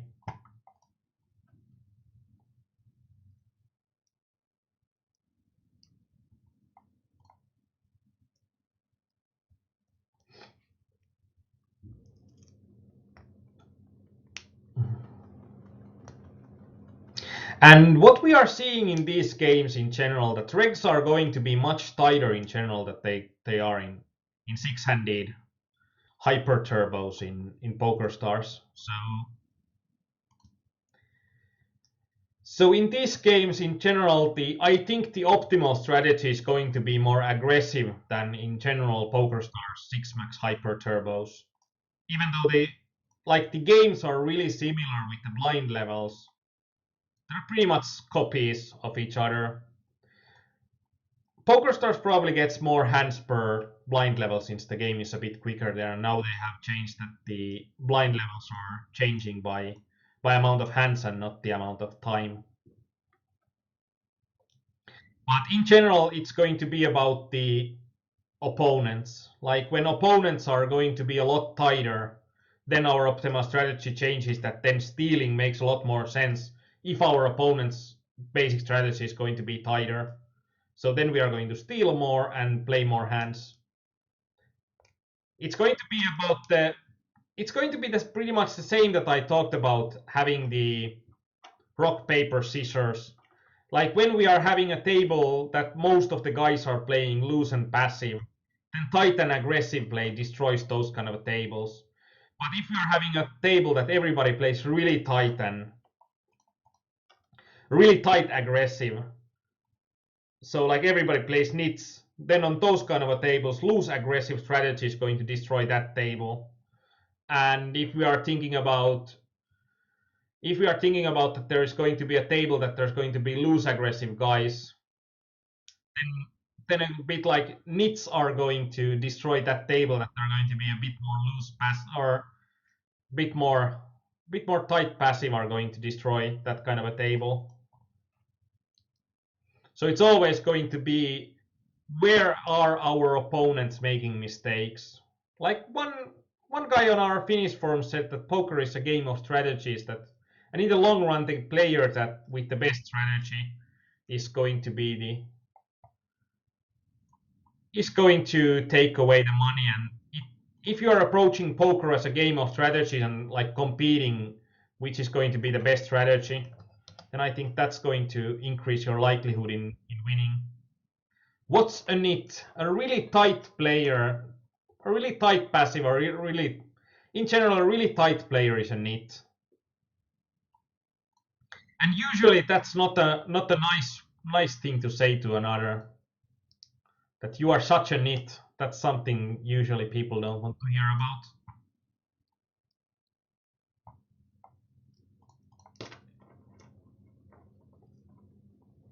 I think after these games are starting to end, we are going to switch over to eight-handed.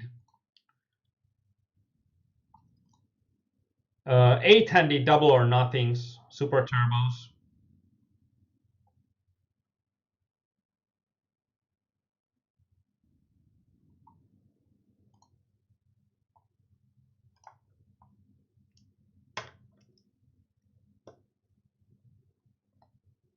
And why we are switching to eight-handed super turbos, And this is something that is hard because when I used to play on 888, I tried to mix the six-handed super turbos and eight-handed double or nothings, and you can do huge mistakes if you are mixing these two games, since the bubble factors are going through the roof in the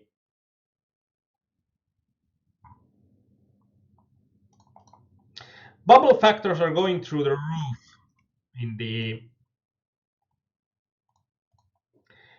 double or nothing. So we might see that I'm doing some mistakes before we are going to get the full table of 8 max double or nothings.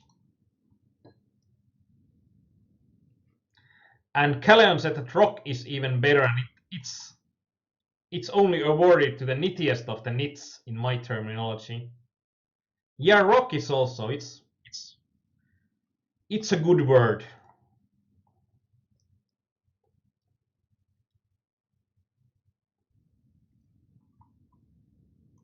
And then when you are thinking about poker as a game of strategies, then you are thinking about what kind of mistakes are my opponents doing with their strategies and how I'm going to combat those mistakes and how I'm going to exploit those mistakes. That's probably a better word.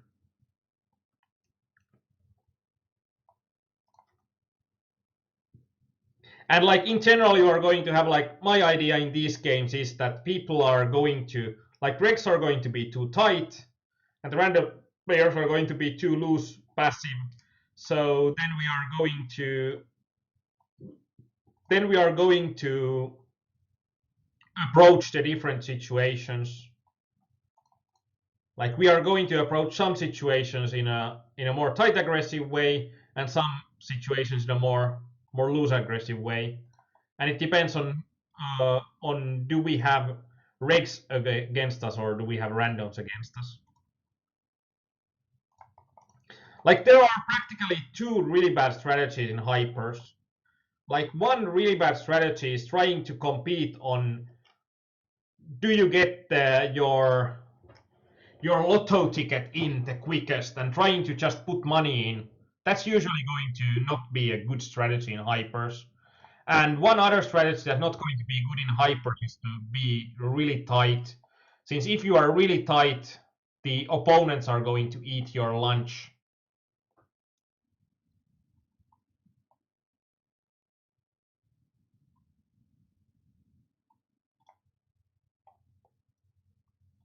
So it's like it's finding the happy medium, since you don't want to be the guy that's just trying to find the first possible spot to get himself all in with. Like, even though these are hypers, these are not completely lotto. And I have been told many times that why are you playing hypers, that it's all about luck, or why are you playing super turbos, they're all about luck. But if they're all about luck, then I'm probably just the luckiest guy alive or something. Since I have won six figures out of games that are playing, and then there are also a lot of players that are saying that it's so easy to play. It's so easy to play 25 big blinds or less, and nobody makes mistakes there. And then it's still like, if nobody makes mistakes playing 25 big blinds or less, there wouldn't be much use in playing hypers. But there are still players that are making quite nice ROIs playing hypers or playing super turbos. And you can get long-term edges also in hypers and super turbos. So don't approach these as lotto, since they are not lotto, and don't approach them as that you can wait for a good hand, since you in general you can't wait for a. And game of finding small edges. That's one point of it. Like, if you can't get like huge edge and don't get sitting out with pocket kings, that would have been really stupid, say the least. But if you are having a small edge on almost every hand, then those small edges compound, and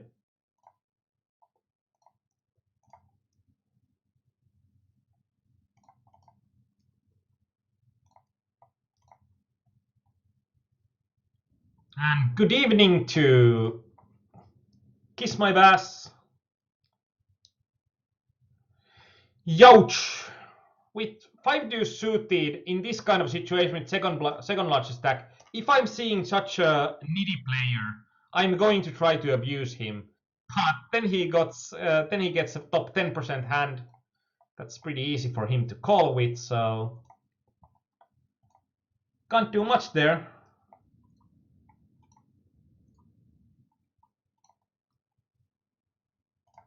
Like, I still think that the 5 deuce suited is one of those small edges. Then if you are finding those edges, you are going to.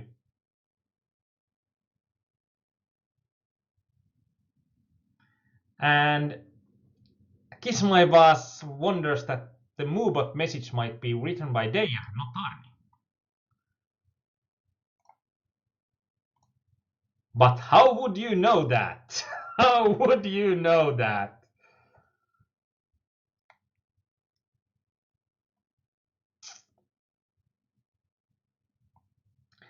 And like, I have been doing so poorly in these games that even my hearts are not showing. Like, I can't even afford hearts in Twitch chat anymore. So this is what happens when you are getting the.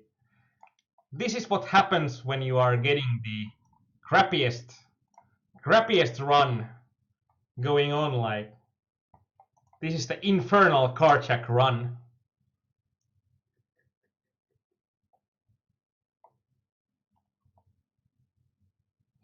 And next to 6 Alex, it's something that in poker most guys are like, and in the movies it's about one single hand. But in real life, when you are thinking about it, poker is not about winning one single hand or getting an edge on one single hand. It's getting an edge over long term. And like, if you would be a poker professional that would be multiple times facing a situation where it's all dependent on one card, he wouldn't be a pro for long, since he would get eliminated. World would find ways to eliminate him.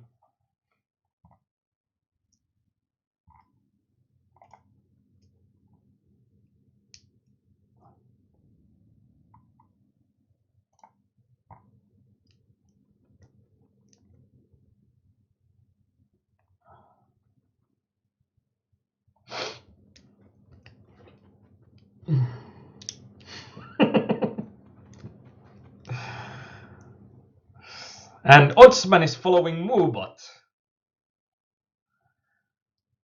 Well, now I must say, Deja, that's what happens if you are making our bot too feminine. People are going to follow our bot rather than our channel.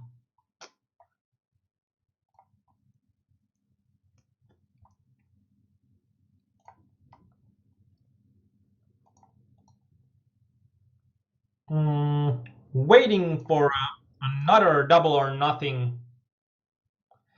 this case, against Arbus, we are going to call with. And in this case, like, Queen Jack off is going to be solid, but against tight player that's the second largest stack, so he shouldn't be shoving a lot there. I don't believe that he is, so in this kind of a case when he's almost guaranteed money, I don't think Queen Jack off would be a good call.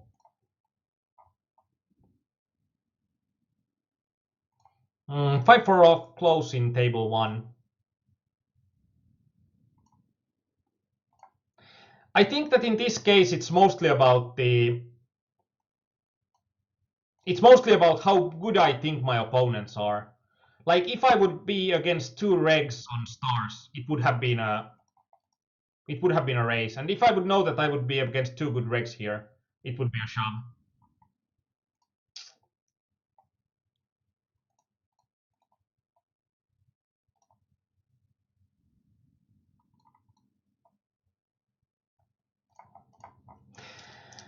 And Deo asked, so, do you mean that I have to make our stream or site more feminine to get more followers?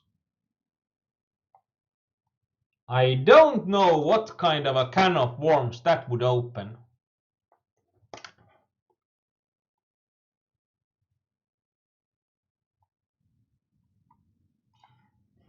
I still think that you probably should stream more often, so I'd say that a stream could be more feminine. That's something that I can say with pretty much certainty, but I don't think that I'm going to help you in turning the site more Barbie-like in the near future. No pink for you.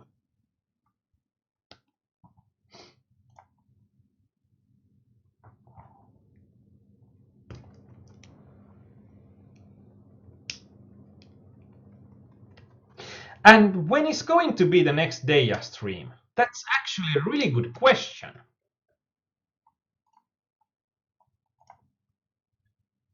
Really good question.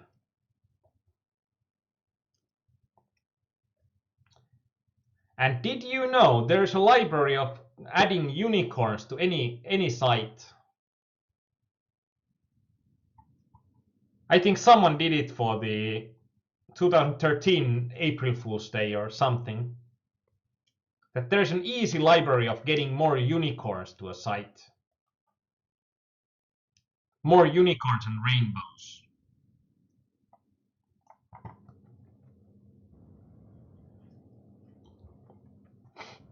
I think that with this kind of a pot odds, it's going to be close. He knows the probably he knows too much in that case, or he's probably going to shove a bit too tightly there.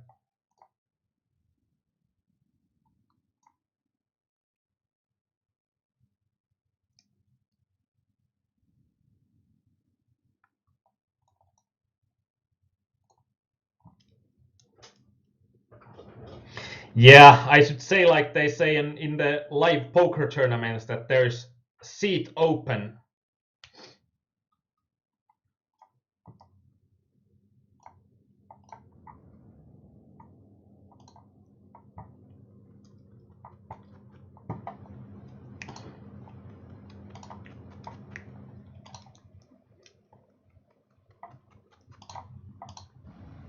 Almost rigged myself into a pot limit high-low, double or nothing. That would have been horrible, I think.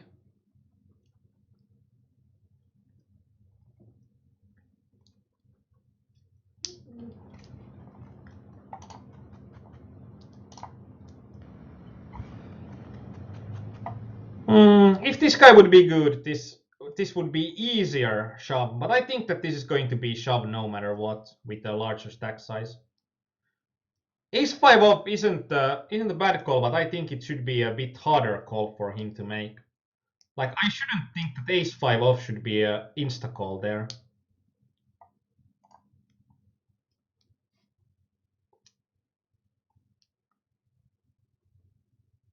Especially since we are nearing the bubble. He was the second smallest stack, so. And now we can add some pressure on our opponents, like our opponent should be really tight. But I believe that our opponents are not exactly knowing that, so we are going to go for a tighter mode. Like we are not going to take stupid risks because every time if you are losing a double or nothing when you are having 3 times the stack you are having, you are always doing something stupid there. Like always. You never should be losing those.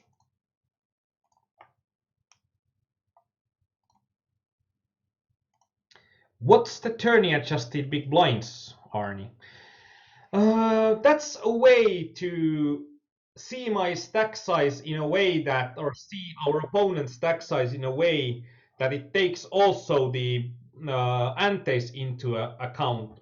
So as we can see here, when we are having 8 players and no antes, we are having exactly the stack size we are having, and this is like one hand behind. Okay, we won it.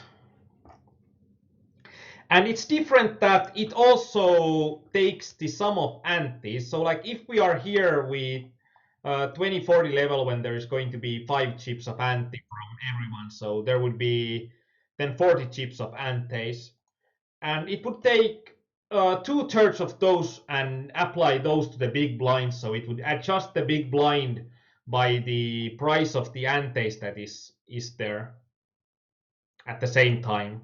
So, like in 2040, if we are having 8 players paying 5 chips of ante each, we are going to have a tournament adjusted big blind of 67.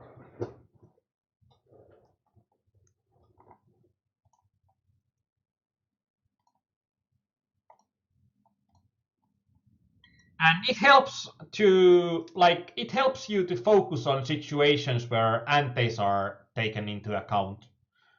It's really close relatives to the tourney M, but it just focuses on the big blind, and it's easier if you have learned everything to compare them to the big blinds.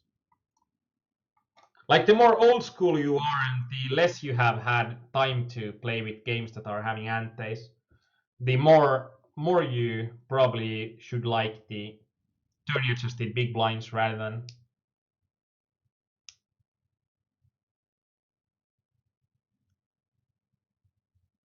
He has bet twice, so I think that it's going to be quite unlikely that my vibe is going to be good enough. There is something like I believe that I'm having something like 20% of the time I'm having the best hand, but when he bets half of the pot, I should be right when I'm taking ICM into account, something like 26, 20, 27% of the time. So, like, to give a short answer to next it's not going to be different in spots. And if this would have been open from a later position, like this R house position, this would have been an easy shove. But I don't think that in that situation it would be a profitable shove. So like when we are not having antes, turning adjusted big blinds is exactly the same as the big blinds are. But when we are having antes, it takes antes into account.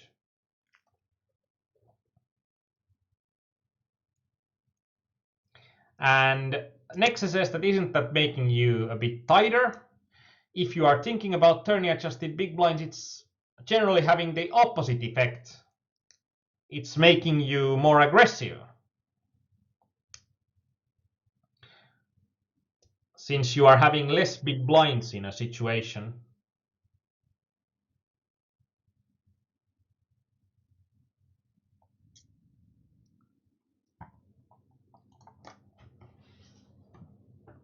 I have been having fun. Like this has been a fun stream to have after such a long break. I think that it has been quite good to take a break, since it has been a lot funner despite the run. But when Deya is saying that she's hungry, now I'm getting a bit worried. Probably more than a bit worried.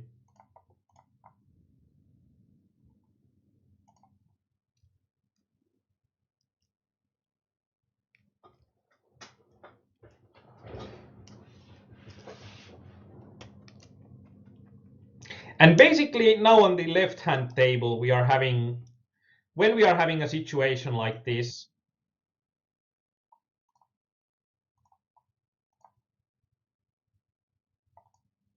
Okay, there is a double or nothing that starts instantly.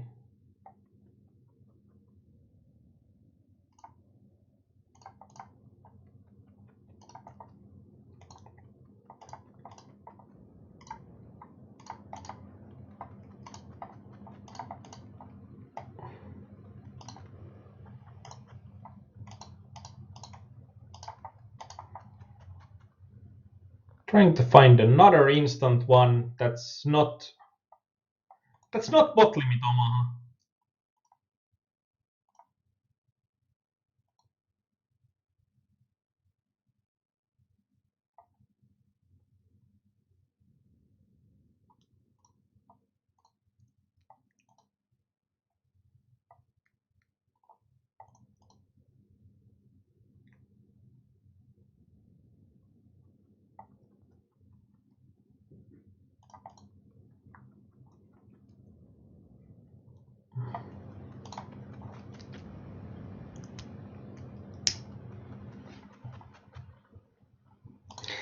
And Nexus Alex says that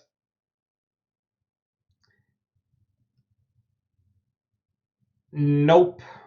That like tourney adjusted big blinds doesn't have pretty much any relation to the aggression factor or aggression frequency or aggression percentage.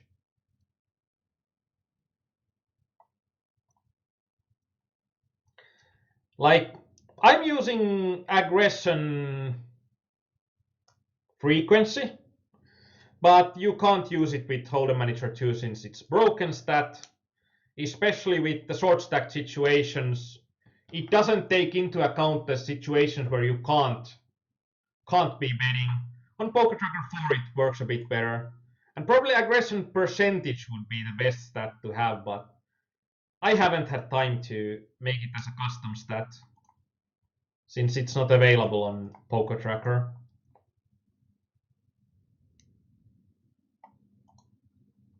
I think Eki is going to hit the nail square in the head by saying that if a woman is hungry, something needs to be done and quick or nobody has fun.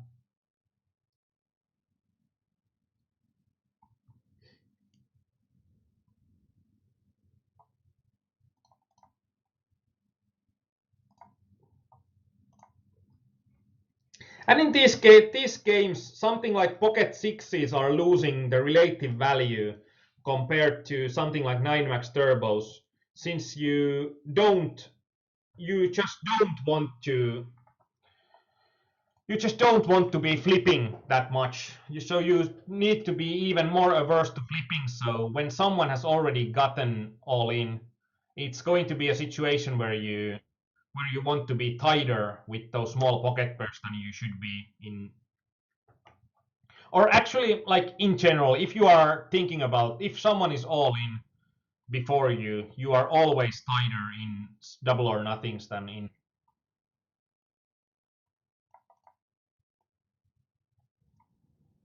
Always tighter in double or nothings than you are in like not regular 9 max games. A min 3 better again. I'm going to like say something nasty to those min 3 better soon. Always min 3 betting when I don't have anything nice.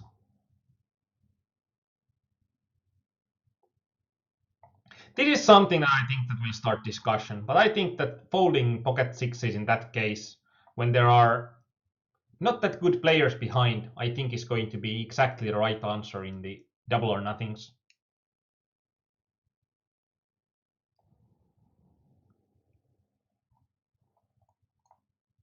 Now I'm actually even more worried. I know that we don't have quick food.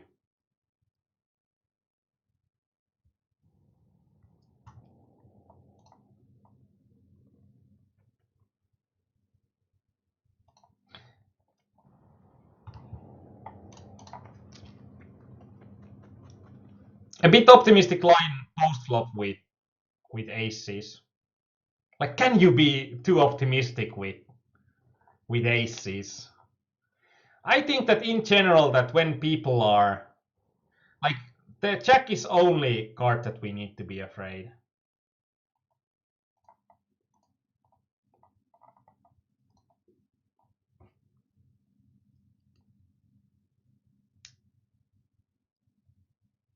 I actually think that on the river is probably the most optimistic.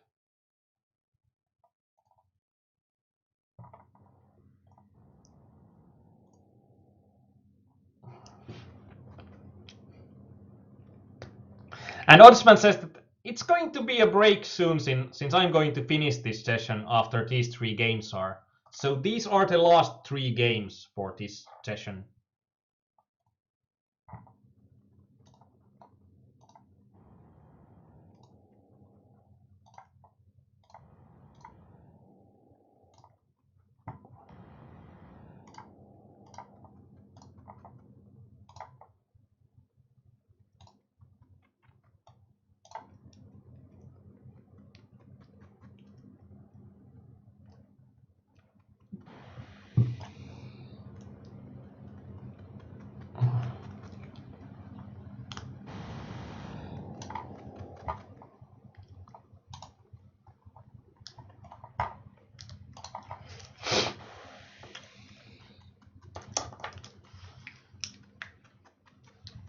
A Kino Body fasting program.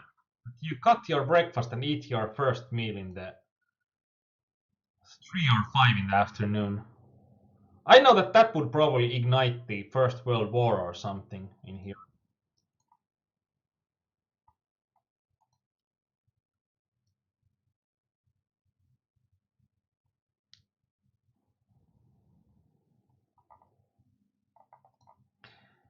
Nexus Alex asked, what are the highest stakes you have played in sit and goes? I have played something like $250 sit and goes just before Full Tilt did did go bust.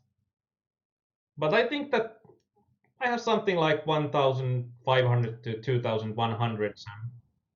Probably something like 5,060s or something like that. 50s, 60s.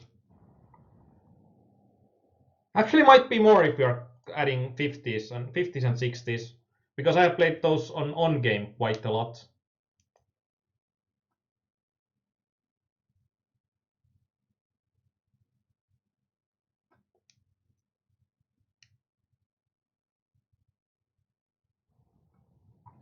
And Kauris says coffee.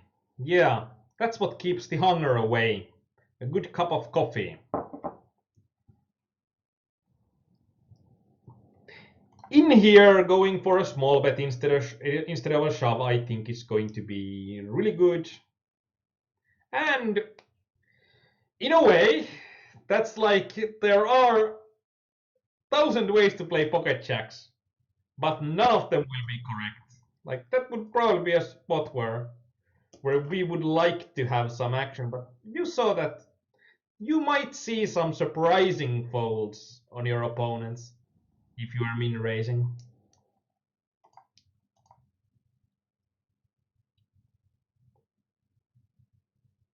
Danita said that you had a lot of money on full tilt when it went down.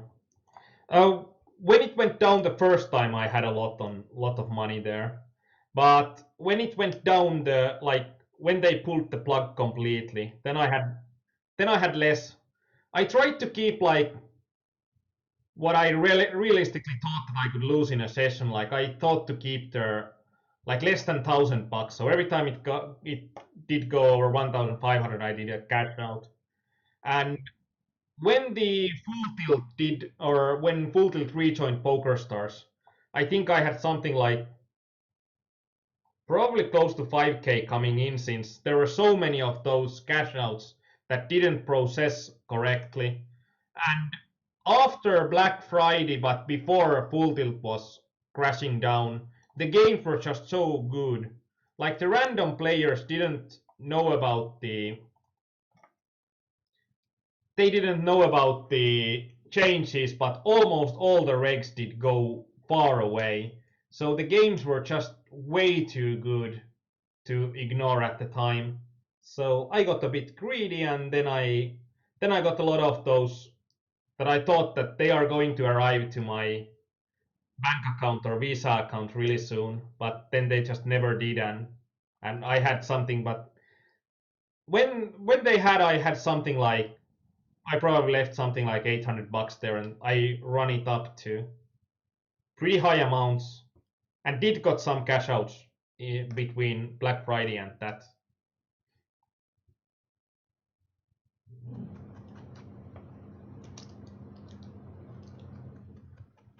But it was interesting in a way. Probably the smarter guys didn't. It's like it's even hard to say what's smart, since if you are leaving just the smallest amount you can get away with there. I didn't think the risks are going to be that good or that bad, but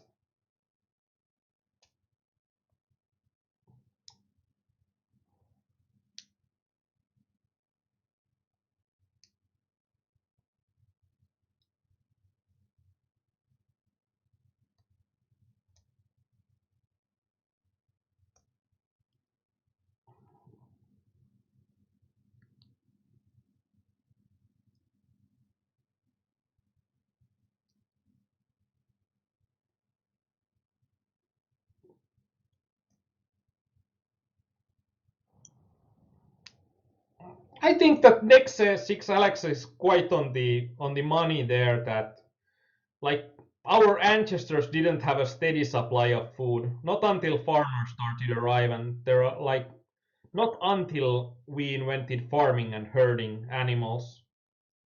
I think that was the chief way to when we started having consistently having food.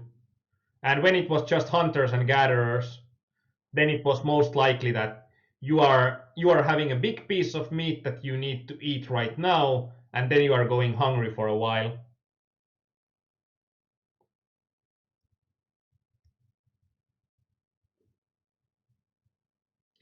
Oh, Remboy44, I think is the guy that you recognize from Stars.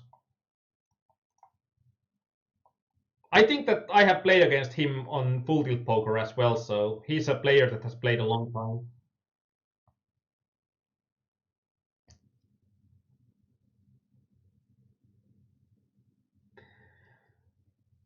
Can you tell me a bit more on Friday?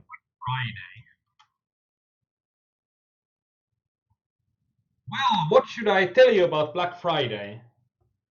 We were having good time with friends and almost starting to go towards the bar, and then on my mobile phone I got a news alert that everything's going down, or I got a Skype message that have you seen that everything is going down right now?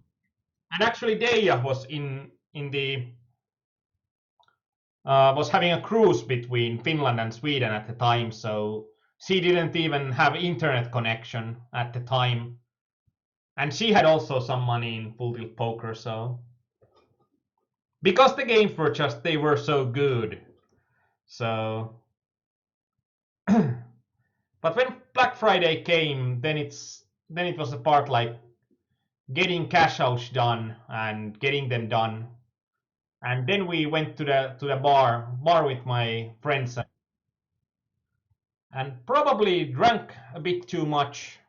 Like not poker friends, but normal kinds of friends that are not playing poker. And they didn't understand it at all. Well, I didn't expect to, but I didn't have a good time then. I remember that I didn't have a good time. I was just too worried at that time. Because then I played mostly on full tilt poker. I played some on game at the time and very little on Poker Stars.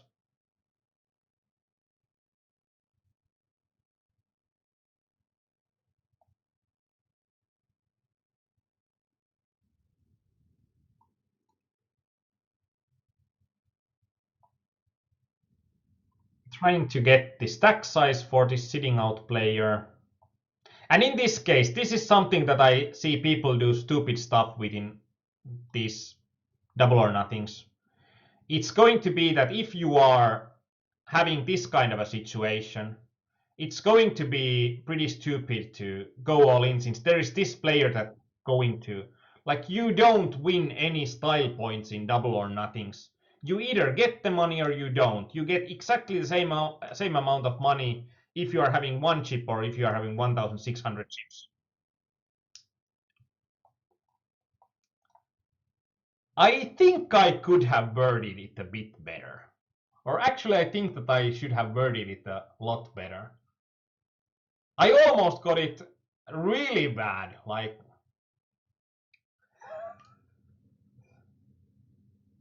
but well, there was the $20 game, so now we are having our final game. And it's going to be big.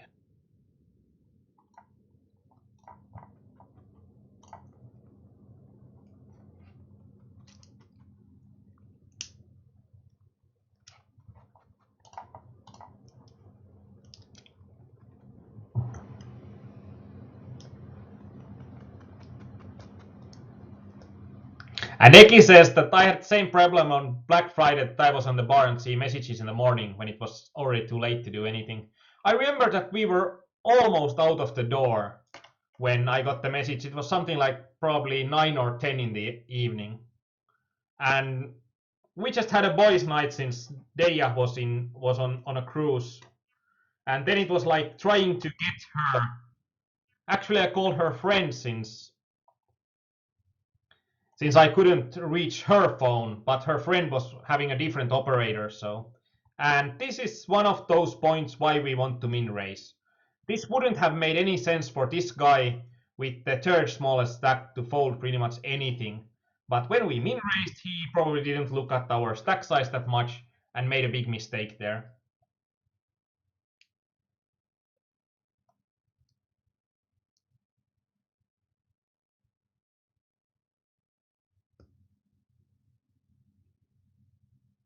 But it's not fun to be on a bar. This is going to be really close. Do I want to shove this or do I want to fold this? Or do I want to min raise this? This is where I think that there is going to be a lot of problems to be had.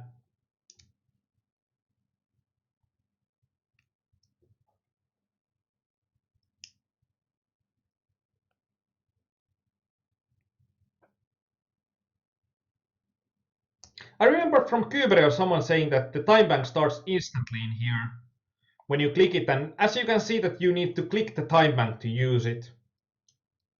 I'm wondering that it shouldn't be too hard to do a working time bank clicker that just clicks the one spot there on the tables.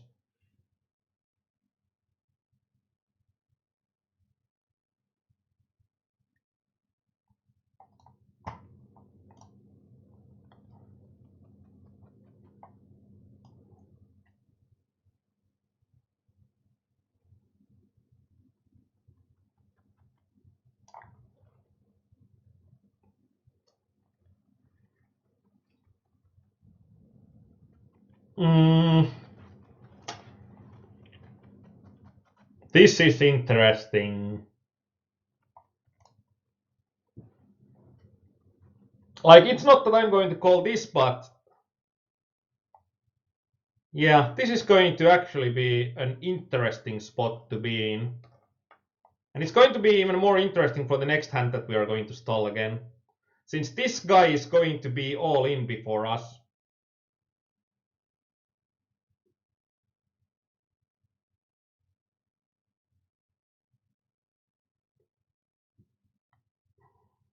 I don't think now it matters. I think that we need to go here. Not anymore, since we would need to win two of these guys. And we would have gotten the equity against exactly two overcards.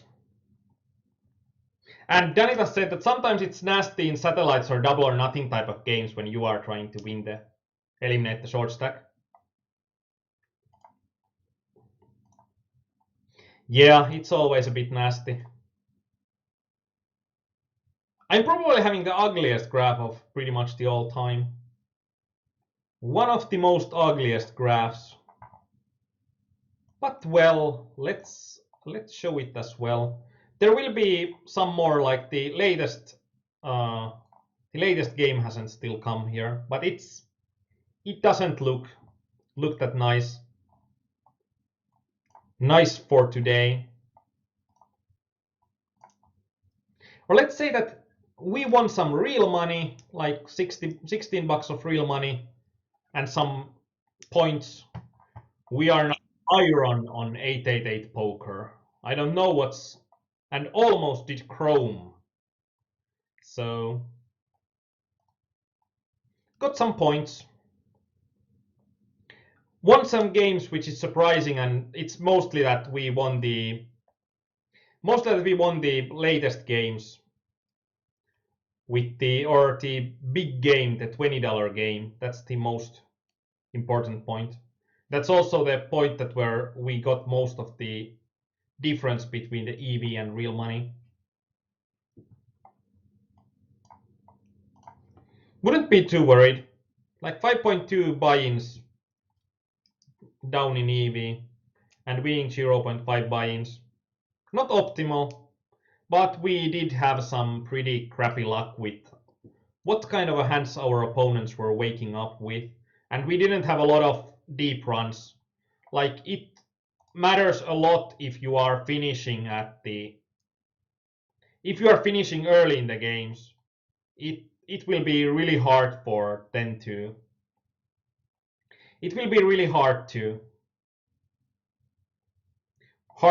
get your equities up if you are like in here. We can see on the full ring games the most common situation was 8th or 9th, and interesting. I don't have a and even on 6 max games, that when we finished so many games early, it's really hard to get the EV adjusted to go up. And Kiss My Bass, it was a bit different, like boys night out, everyone has a hangover, there's no poker site to play anymore. So it's not like there's no money on the poker account. There's money on the poker account, but where's my poker? Was mostly a question. And it was, I think it was even during the hangover, it was even worse after Black Friday when you just didn't have any idea what's going to happen. And it was, at the time, it was like Absolute Poker, Poker Stars, and Full Tilt Poker all stopped at the same day. And you could only see the information that FBI has confiscated there. I had some money on Poker Stars as well, but a lot more on Full Tilt Poker since I played on Full Tilt Poker almost exclusively at the time.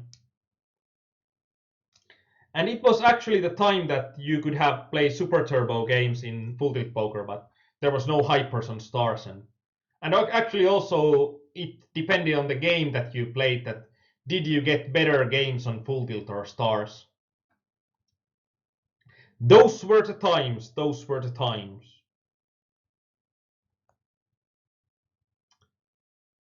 Okay. I'm sorry that I'm not going to ask for questions today, since I'm having a hungry girl here, and I think that my well-being takes precedence in that we need to try to find some food here pretty quickly, or everything will go down to hell or something. So, because of that, I'm not going to ask for any questions. Generally, I do. So, it's time to say goodbye today, and I hope that this is going to help you be more awesome in poker and to know a bit more on the 888 poker stuff. And if you are going to sleep, have a good night. If you are still playing poker, best of luck on the tables. Bye.